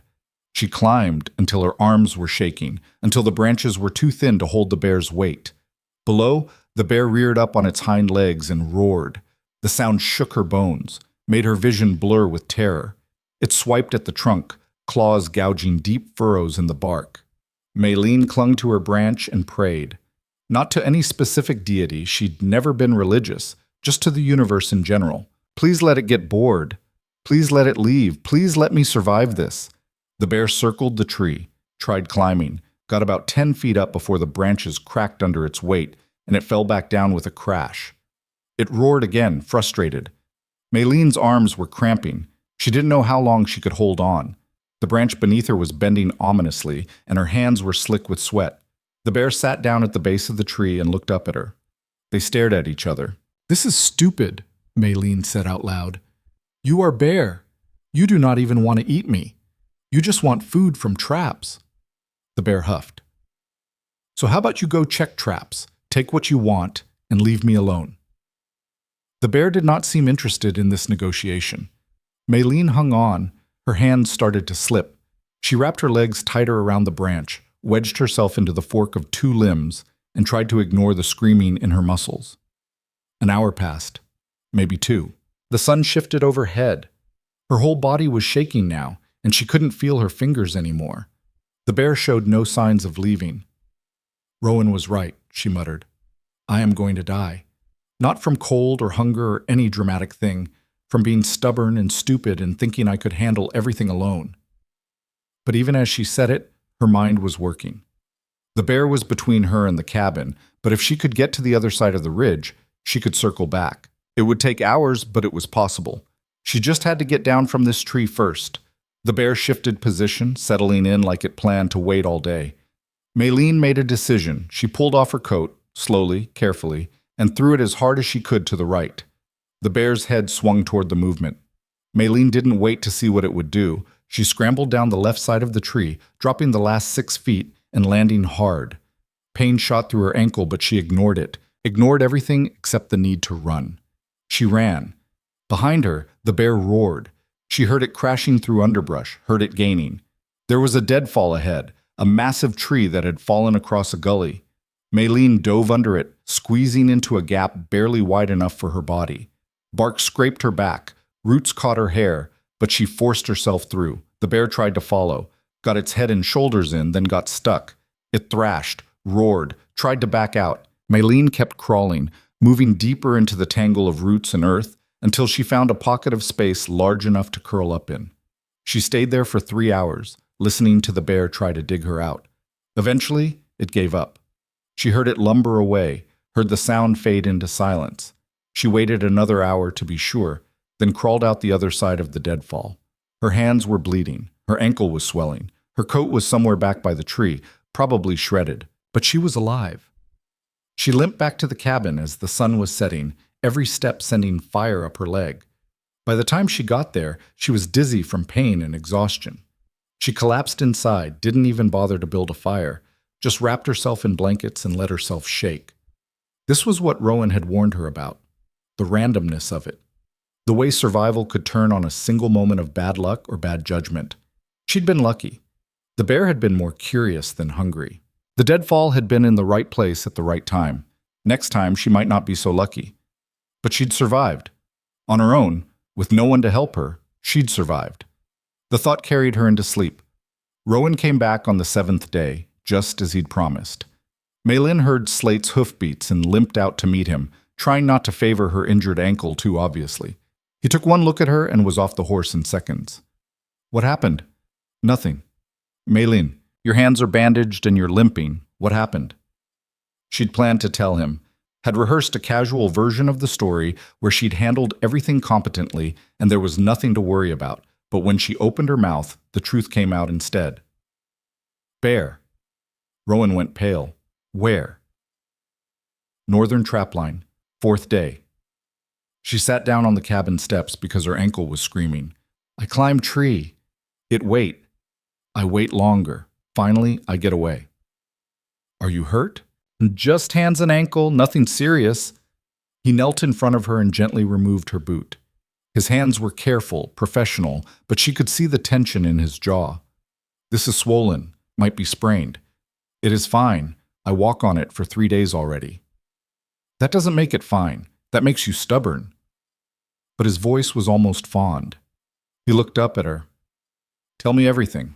Don't leave anything out. So she did. Told him about freezing up, about climbing the tree, about throwing her coat and running, about the deadfall and the waiting and the long limp back. When she finished, Rowan sat back on his heels. You handled that well. I panic. I forget everything you teach me. But you didn't freeze completely. You adapted. You survived. He stood and offered his hand. That's all that matters. Maylene let him pull her to her feet. I was scared. Good. Anyone who isn't scared of a bear is an idiot.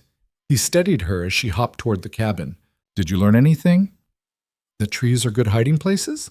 Besides that, Maylene thought about it. That I can survive alone.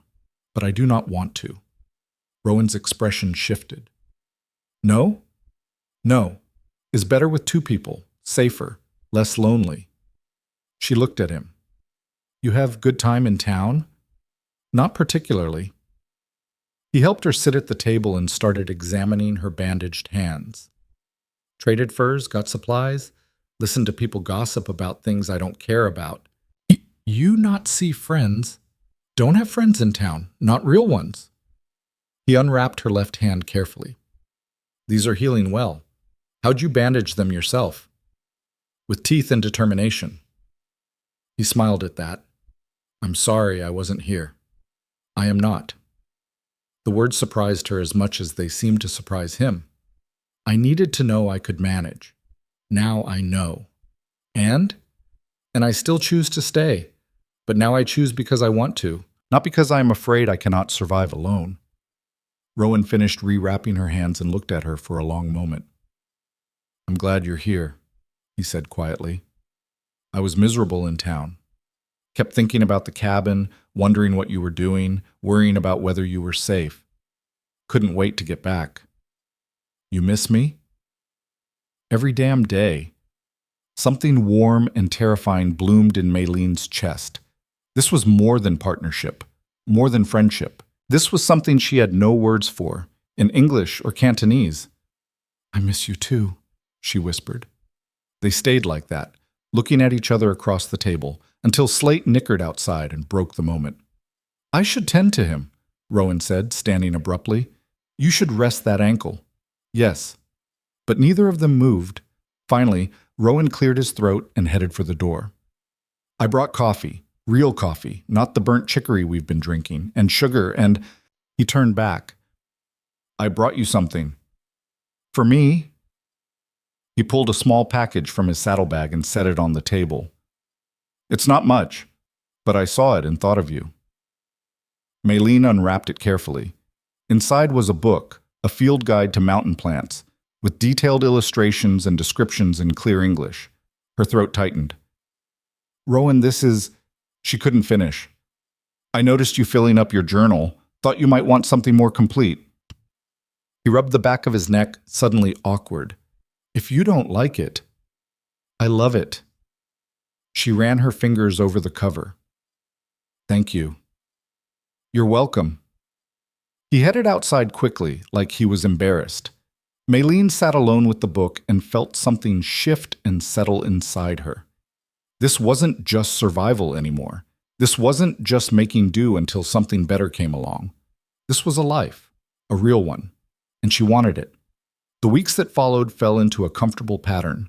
They worked together in the garden, planting vegetables for the coming year, repaired the cabin's roof properly, replacing all the shingles that had been damaged over winter, hunted and fished and preserved meat for next season. But something had changed between them. Maylene caught Rowan watching her sometimes, his expression unguarded. And she was watching him too, noticing things she'd been too busy surviving to see before. The way he laughed at her terrible jokes. The way he always saved her the best pieces of meat. The way he'd started sitting closer to her in the evenings, their shoulders almost touching. They didn't talk about it. Neither of them seemed to know how, but it was there, growing quietly between them like the green things pushing up through the soil. One evening in late May, as they sat outside watching the sunset paint the mountains gold and purple, Rowan said, "I've been thinking." "About what?" "About the future. About what happens next." Maylene's stomach tightened. "You want me to leave?" "What? No." He looked at her, startled. "That's not— I mean, the opposite. I've been thinking about you staying, permanently. I already say I stay." "I know, but there's staying, and then there's a—" He struggled for words, making this official, making it real. "I do not understand." Rowan took a breath. "What I'm trying to say, badly, is that I'd like you to consider staying not just as my partner, or my friend, or whatever we're calling this, but as my wife." The word hung in the air between them. Maylene's heart was hammering so hard she could barely hear her own thoughts. "You want to marry me?" "Yes." He turned to face her fully, but not like before. Not like Bitter Creek, where you were property someone bought. "I'm asking you to choose me, the same way I'm choosing you." "Why?" The question came out smaller than she intended. "Because you're the strongest person I've ever met. Because you make me laugh. Because when I was sick, you saved my life. Because when I leave for town, all I want to do is come back to you." He paused. "Because I love you, and I think maybe you love me too." Maylene felt tears burning in her eyes. "I do not know if I know what love is. My father loved me, and he died. My mother loved me, and she died. Love seems like thing that ends in pain." "It is," Rowan said simply. "Loving someone means giving them the power to hurt you, means knowing you might lose them and choosing to love them anyway. It's the scariest thing in the world. Then why do it? Because the alternative is worse. Living alone, keeping everyone at arm's length, never letting yourself care about anything because you're too afraid of losing it." He looked at the mountains, at the sunset, at everything they'd built together. "I did that for years after I lost Emma and Sarah, and I survived, but I wasn't living. And now? Now I'm living again because of you." He met her eyes. "So I'm asking, Maylene Zhao, Will you marry me? Not because you owe me anything or because you're scared of being alone, but because you want to build a life here, with me. Maylene thought about everything she'd survived to get to this moment. The ocean crossing, Bitter Creek, the winter, the bear. All of it had led her here, to this cabin, to this man who'd given her freedom and then asked her to choose him anyway. I want to say yes, she said slowly. But I am scared. Of what? Of losing you. Of this not being real. Of waking up one day and finding out I am still just rejected bride who got lucky. You were never just a rejected bride. Rowan's voice was firm. Thomas Brennan was a fool who couldn't see what he had. That's on him, not you. Maybe. She wiped her eyes. But what if I am not good enough? What if you realize you make mistake? What if you realize I'm the one who made the mistake? What if you wake up one day and realize you tied yourself to a scarred-up mountain man who's terrible at expressing emotions and can barely make conversation with anyone who isn't you? Despite everything, Maylene laughed. You are not terrible at conversation. I'm mediocre at best, he smiled. But that's my point. We're both scared, we're both imperfect, but maybe that's okay. Maybe perfect isn't what matters. Then what does? Choosing each other anyway, every day. Even when it's hard. He held out his hand. So what do you say? Will you choose me? Maylene looked at his hand, scarred from work and cold, strong enough to pull her from danger, gentle enough to bandage her wounds. The hand that had thrown down a fortune in furs to set her free. She took it. Yes, she said. I choose you. Rowan's face transformed. He pulled her close and held her. And Maylene felt something inside her finally settle. This was real. This was hers. Not given to her by obligation or circumstance, but chosen freely. They sat like that as the sun set, wrapped in each other's arms, watching the mountains turn from gold to purple to deep blue. When? Maylene finally asked. Whenever you want. We can go to town. Make it legal. No town. The words came out fierce. No Bitter Creek. No men staring. No. I do not want that. Then we'll do it here, just us. Make our own ceremony. Is that allowed? I don't care. He pulled back to look at her. What matters is that we both know what we're promising. The law can catch up later if it wants to. Maylene nodded. Then soon, before I lose courage. You won't lose courage, but soon is good. He kissed her forehead. Soon is very good. They chose the first day of June, when the wildflowers had turned the valley into something from a painting, and the air smelled like pine and possibility. Maylene woke that morning to find Rowan already gone from the cabin. She sat up, momentarily disoriented, until she saw the note he'd left on the table. Getting everything ready. Take your time. No rush. R.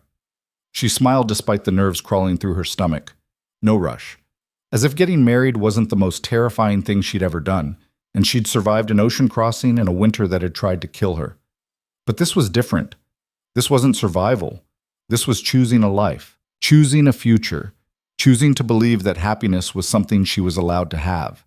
She washed in cold water from the basin, then stood in front of the small mirror Rowan had traded for in town. Her reflection looked back at her, brown skin weathered by sun and wind, hands scarred from work, hair that had grown past her shoulders and refused to behave. She looked nothing like the girl who'd stepped off the stagecoach in Bitter Creek 9 months ago.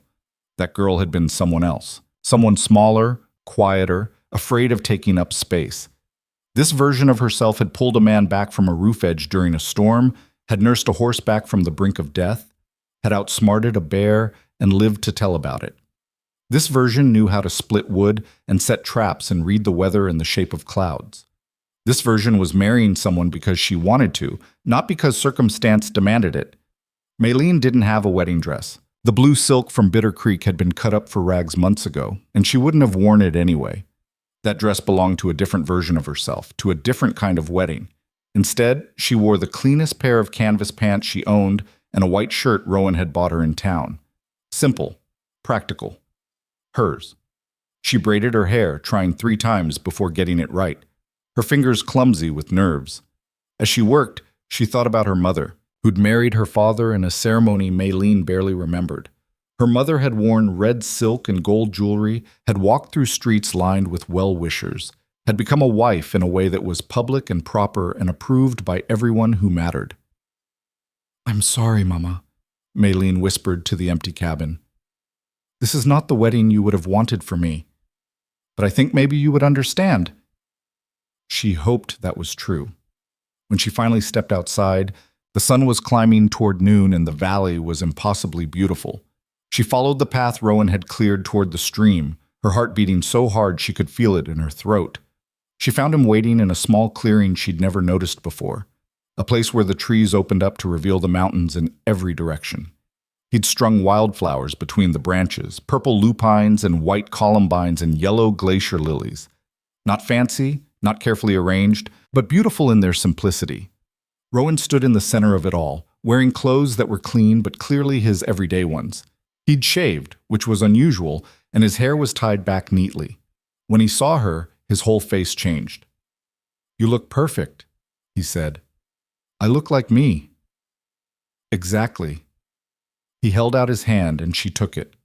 They stood there for a moment, just looking at each other, and Maylene felt the enormity of what they were about to do crash over her. This was real. This was happening. She was choosing this. "You ready?" Rowan asked quietly. "I do not know. Are you?" Terrified. But he smiled when he said it. "But that's probably appropriate." Maylene laughed, shaky and breathless. "What we do now? I do not know how wedding works here." "Neither do I, really. Emma and I got married by a circuit preacher who spent the whole ceremony drunk. Don't remember most of what he said." Rowan squeezed her hand. "But I remember the important part. The promises we made to each other. Everything else was just window dressing. So we make promises? Yeah. Whatever feels right to you." Maylene thought about that, about all the promises people had made to her that turned out to be lies. Her uncle promising to care for her after her father died. The marriage broker promising a good life in America. Thomas Brennan promising. Well, he'd never actually promised anything, had he? Just implied that she'd have value if she proved useful enough. She didn't want promises like that. Didn't want pretty words that meant nothing when tested. "I promise to choose you," she said slowly, working out the English as she went. "Every day. Even when it is hard, even when I'm scared, even when I do not understand why you want someone like me." Maylene, not finished. She held up her hand. "I promise to be partner, not burden. To work beside you, not behind you. To tell you when I am angry or afraid or confused, even when English is difficult and words do not come right." She took a breath. "I promise to stay, not because I have nowhere else to go, but because I choose this place. I choose this life. I choose you." Rowan's eyes were bright with something that might have been tears. "My turn?" She nodded, not trusting her voice. "I promise to never see you as property or obligation or anything other than the person you are," he said, his voice rough. "I promise to teach you everything I know and learn from everything you teach me, to respect your choices even when I disagree with them, to give you space to become whoever you want to be." He paused, seemed to be struggling for words. "I promise that if you wake up one day and realize this was a mistake, if you want to leave, I'll help you go. Won't fight you, won't guilt you, won't make it harder than it needs to be. Because I love you, and love means wanting you to be happy even if that happiness doesn't include me." "That is terrible promise," Maylene said, her vision blurring. "I do not want you to let me go." "Then don't go." He cupped her face in his hands. "Stay with me. Build this life with me. Get old and cranky with me. Fight with me and make up with me and survive whatever comes next together." "Yes." The word came out choked. "Yes to all of that." "Then I guess we're married." "That is it? Just promises?" "That's all marriage ever really is. Two people promising to try. Everything else is just paperwork and ceremony." He leaned his forehead against hers. "But if you want more, no." Maylene felt something settle inside her, something that had been unsettled her entire life. Promises are enough. Promises and choosing, and she couldn't find the English word, so she said it in Cantonese instead, then tried to translate, Trust. Believing you will keep your word. I will, Rowan said. I swear I will. They stood like that for a long moment, wrapped in each other's arms while the wind moved through the pines, and somewhere a bird sang, and the whole world seemed to be holding its breath. Then Rowan kissed her, and it was nothing like Mei Lun had imagined, not desperate or demanding, just gentle, sure, a promise made with actions instead of words. When they finally pulled apart, Mei Lun was smiling so wide her face hurt. So I am married now? We both are. It feels no different. I thought it would feel different. Give it time. Rowan took her hand and led her to a flat rock where he'd laid out food, bread and cheese and dried apples and a bottle of wine he must have been saving for months. Figured we should celebrate. They sat and ate, and Mei Lun realized this was probably the strangest wedding feast in history. No guests, no music, no elaborate courses. Just two people on a rock in the wilderness, sharing simple food and talking like they did every other day. It was perfect. What you thinking? Rowan asked after they'd finished eating and were lying on their backs watching clouds drift past. That my mother would be horrified by this wedding. Yeah? She would say it is improper, that I am disrespecting tradition, that I should have big ceremony with many guests and proper clothes, and Mei Lun shook her head. Everything we did not have. Do you care? What she would think? Mei Lun considered that. I care that she would worry, that she would think I am not happy or not safe. But if she could see me now, see this place, see you. She turned to look at him. I think maybe she would understand. She married my father for love, not arrangement. Her family very angry. They say she married beneath her status. Was she happy, your mother? Yes. Until she died, she was happy. Mei Lun felt tears prick her eyes. She told me once that she never regret choosing my father. Even when life was hard, even when they had no money, she say love was enough. Smart woman. She was. Mei Lun wiped her eyes. I wish she could meet you. I wish she could see that I am not rejected or broken or worthless. That I am, she struggled for the words, that I am loved. Rowan pulled her close. You are, very much. They lay there until the sun started to sink toward the mountains, painting everything gold. Then they walked back to the cabin hand in hand, and Mei Lun felt like the world had reorganized itself into a new shape. Same valley, same cabin, same mountains. But different now because she was different. She was married. Not to escape or survive, but because she'd chosen it. The realization kept hitting her in waves, making her giddy and terrified in equal measure. That night, as they lay together in the bed that had been Rowan's alone for so long, Mei Lun said, I am scared. Of what? Of losing this. Of waking up and finding out it was dream. Of... She couldn't finish. Of being happy? Rowan's voice was gentle in the darkness. Because you think you don't deserve it? Yes. The admission hurt coming out. I get that. I felt the same way for years after Emma and Sarah died. Felt like if I let myself be happy again, I'd be betraying them somehow. Or tempting fate. Like happiness was something I'd used up my share of. What changed? You did. He turned to face her, his features barely visible in the dim light from the dying fire. You showed me that happiness isn't a limited resource. It's not something you use up or run out of. It's something you build, piece by piece, choice by choice. And yeah, you might lose it again. Might lose everything tomorrow. But that doesn't make today worth less. Mei Lun thought about that. About all the days she'd survived just to survive, never thinking about whether those days added up to anything resembling happiness. About how somewhere along the way survival had transformed into living. I think I am happy, she said quietly. Right now, in this moment, I am happy. Then that's enough. Rowan pulled her closer. We don't need to worry about tomorrow or next year or whether this lasts forever. We just need to be happy now. That seems too simple. Most important things are. Mei Lun fell asleep with those words echoing in her mind, and for the first time in longer than she could remember, she didn't dream of drowning or falling or running from things she couldn't name. She dreamed of mountains and wildflowers, and a future that stretched out wide and open before her. The summer passed in a blur of work and laughter, and slowly learning how to be married. It wasn't always easy. They fought sometimes about stupid things like how to stack firewood, or serious things like whether Maylene should learn to use the rifle more, or whether Rowan was taking unnecessary risks checking traps alone. But they'd learned to fight fair, to apologize when they were wrong, to compromise when they were both right. "You are infuriating," Maylene told him one evening after an argument about whether they needed to reinforce the garden fence. "You're stubborn as hell," he shot back. They stared at each other for a moment, then both started laughing. "We are terrible at this," Maylene said. "At fighting or at marriage?" "Both. Probably." Rowan crossed the cabin and pulled her into a hug. "But I'd rather be terrible at it with you than good at it with anyone else."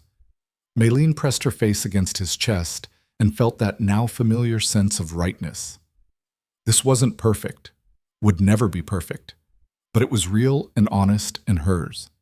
In August, a trader came through the valley on his way to Denver. He stopped at the cabin to rest his horses, and Maylene made coffee while Rowan traded for supplies they needed. "Don't see many folks up this way," the trader said, eyeing Maylene curiously. "You his woman?" Before Maylene could answer, Rowan said flatly, "She's my wife." The trader's eyebrows went up. "That's so? Well, congratulations." He pulled out his ledger. "You want me to file the paperwork in Denver? Make it official?" Maylene looked at Rowan. They hadn't talked about this, about whether their promises in the clearing were enough, or whether they needed the government's approval. "What you think?" she asked. "I think we're already married, but if having legal paperwork would make you feel more secure, we can do that." Maylene thought about it, about the contract that had brought her to Bitter Creek, that had made her property someone could buy and sell, about how legal documents hadn't protected her from Thomas Brennan's cruelty or the auction in the street. But she also thought about what legal marriage would mean: recognition, protection under law, the ability to inherit Rowan's property if something happened to him.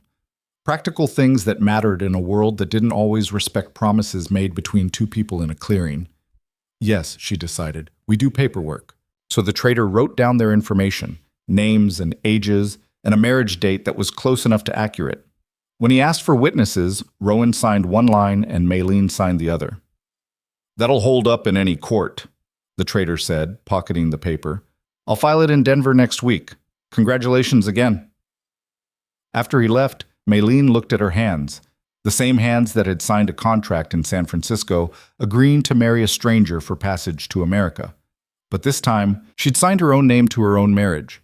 The difference felt enormous. "You okay?" Rowan asked. "Yes, I am." She searched for the word. Official now, legal wife, not just promised one. Does that change anything? No, but also yes. She turned to him. Is both same and different, like how I am both still Maylin Zhao and also Maylin Voss now. Rowan smiled. You don't have to take my name if you don't want to. That's your choice. I want to, but I keep Zhao too. Be both. She liked the sound of it. Maylin Zhao Voss, all the parts of herself in one name. The girl from Canton and the woman she'd become. September brought the first hints of coming winter.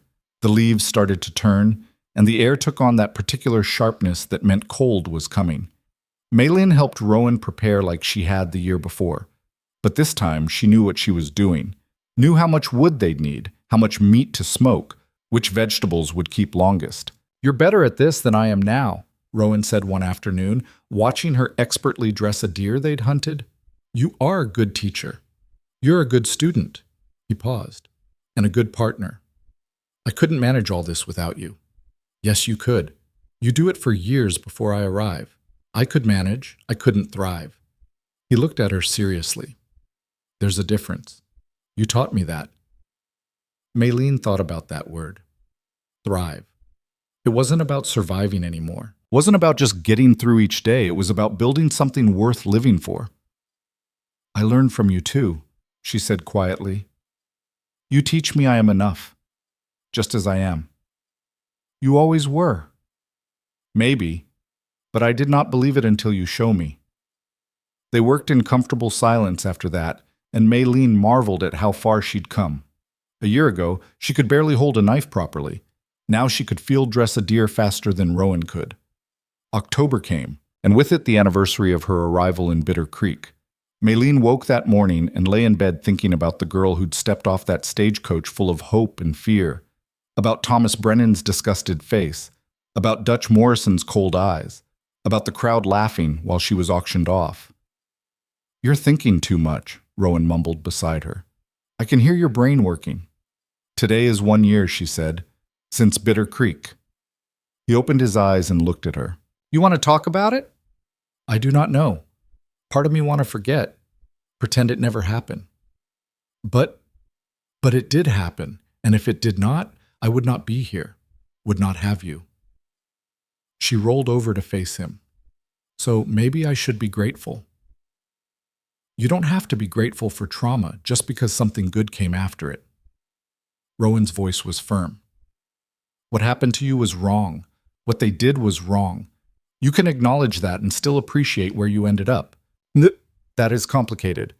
Most things worth thinking about are." Maylene considered that. She'd spent so much time trying to figure out how to feel about Bitter Creek, whether to be angry or grateful, whether to remember or forget. Maybe the answer was that she could be all of it, angry at what they'd done, grateful for where it led, determined to never let anyone treat her that way again. "I think I want to go back," she said suddenly. Rowan sat up. "To Bitter Creek?" "Yes. Not to stay. Just to—" She struggled for the English. "To see it again. To prove to myself I am different now. That I am not same girl they reject." "You want me to come with you?" "Yes, but not to protect me, just to be there, as my husband." Understanding dawned in his eyes. "To show them you're married, that you're happy. Maybe that is petty. Maybe I should not care what they think." "It's not petty. It's human." Rowan took her hand. "You want closure. Want to look them in the eye and show them they were wrong about you. There's nothing wrong with that." "So we go?" "We go. Soon as the weather permits." They made the trip in late October, timing it so they'd return before the first major snows.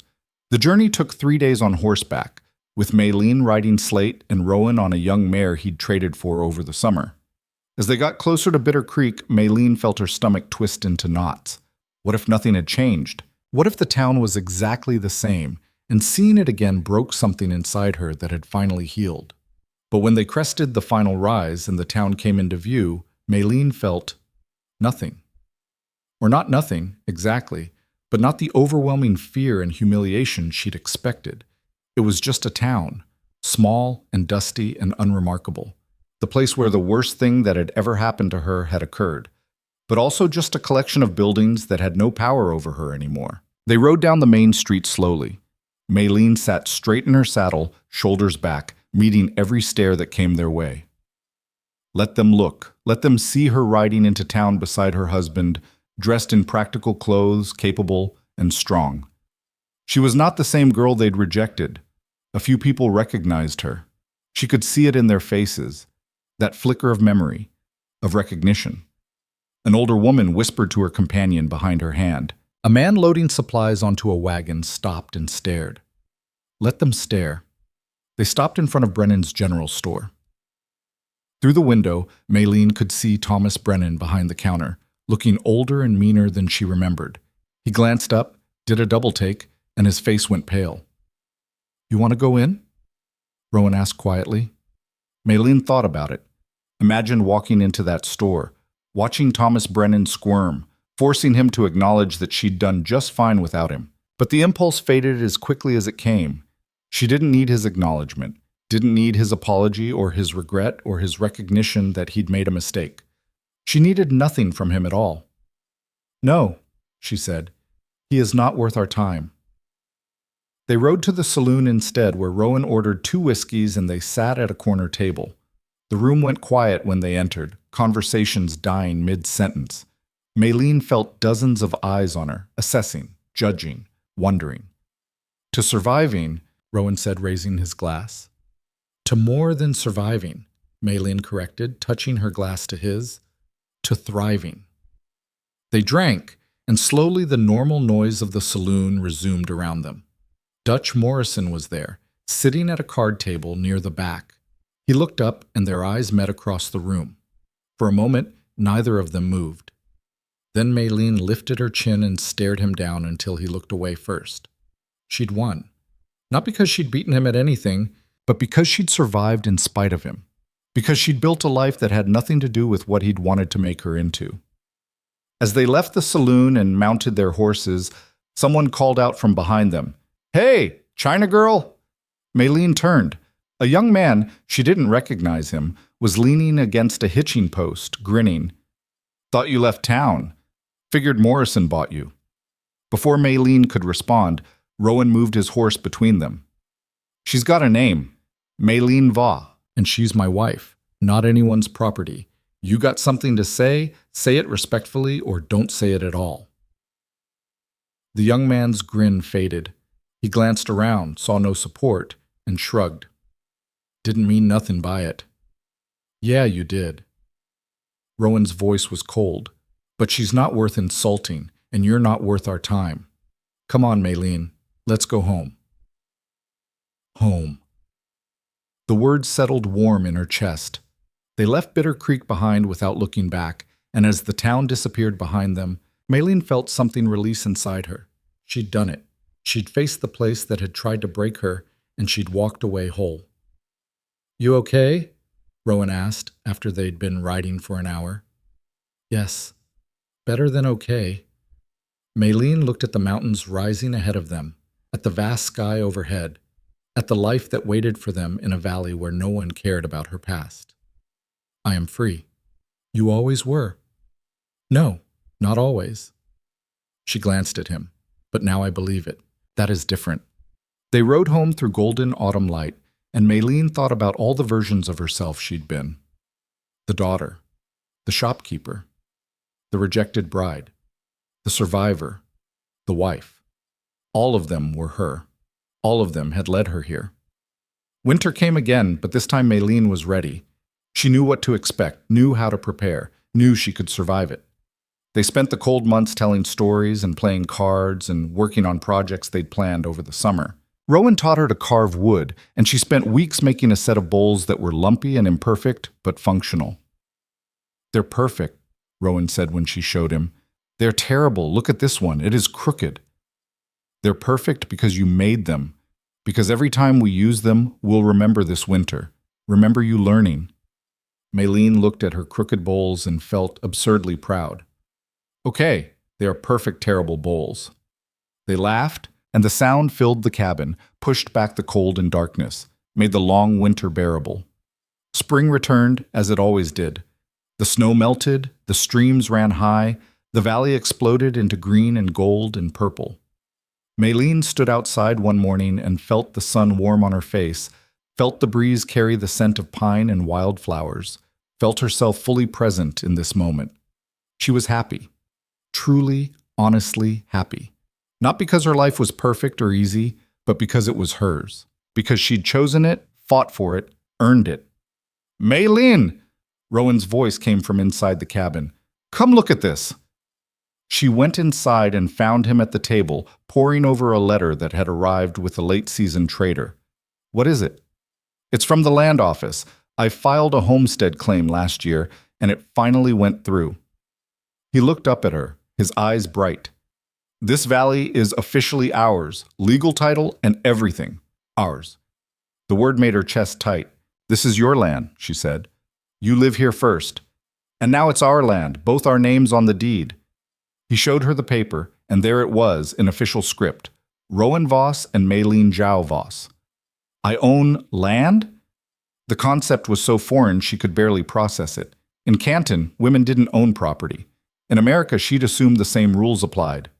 You own land. 160 acres of valley, mountain, and stream. Rowan stood and took her hands. It's ours to build on, to pass down, to make into whatever we want. No one can take it away. No one can sell you off it. It's yours by right. Maylene looked around the cabin, at the shelves she'd helped build, the fireplace they'd repaired together, the bed they shared. This had been Rowan's place first, but somewhere along the way it had become hers too. Now it was official, legal, real. We should plant more trees, she said suddenly. By the stream, make it even more beautiful. Rowan grinned. Whatever you want. It's your land.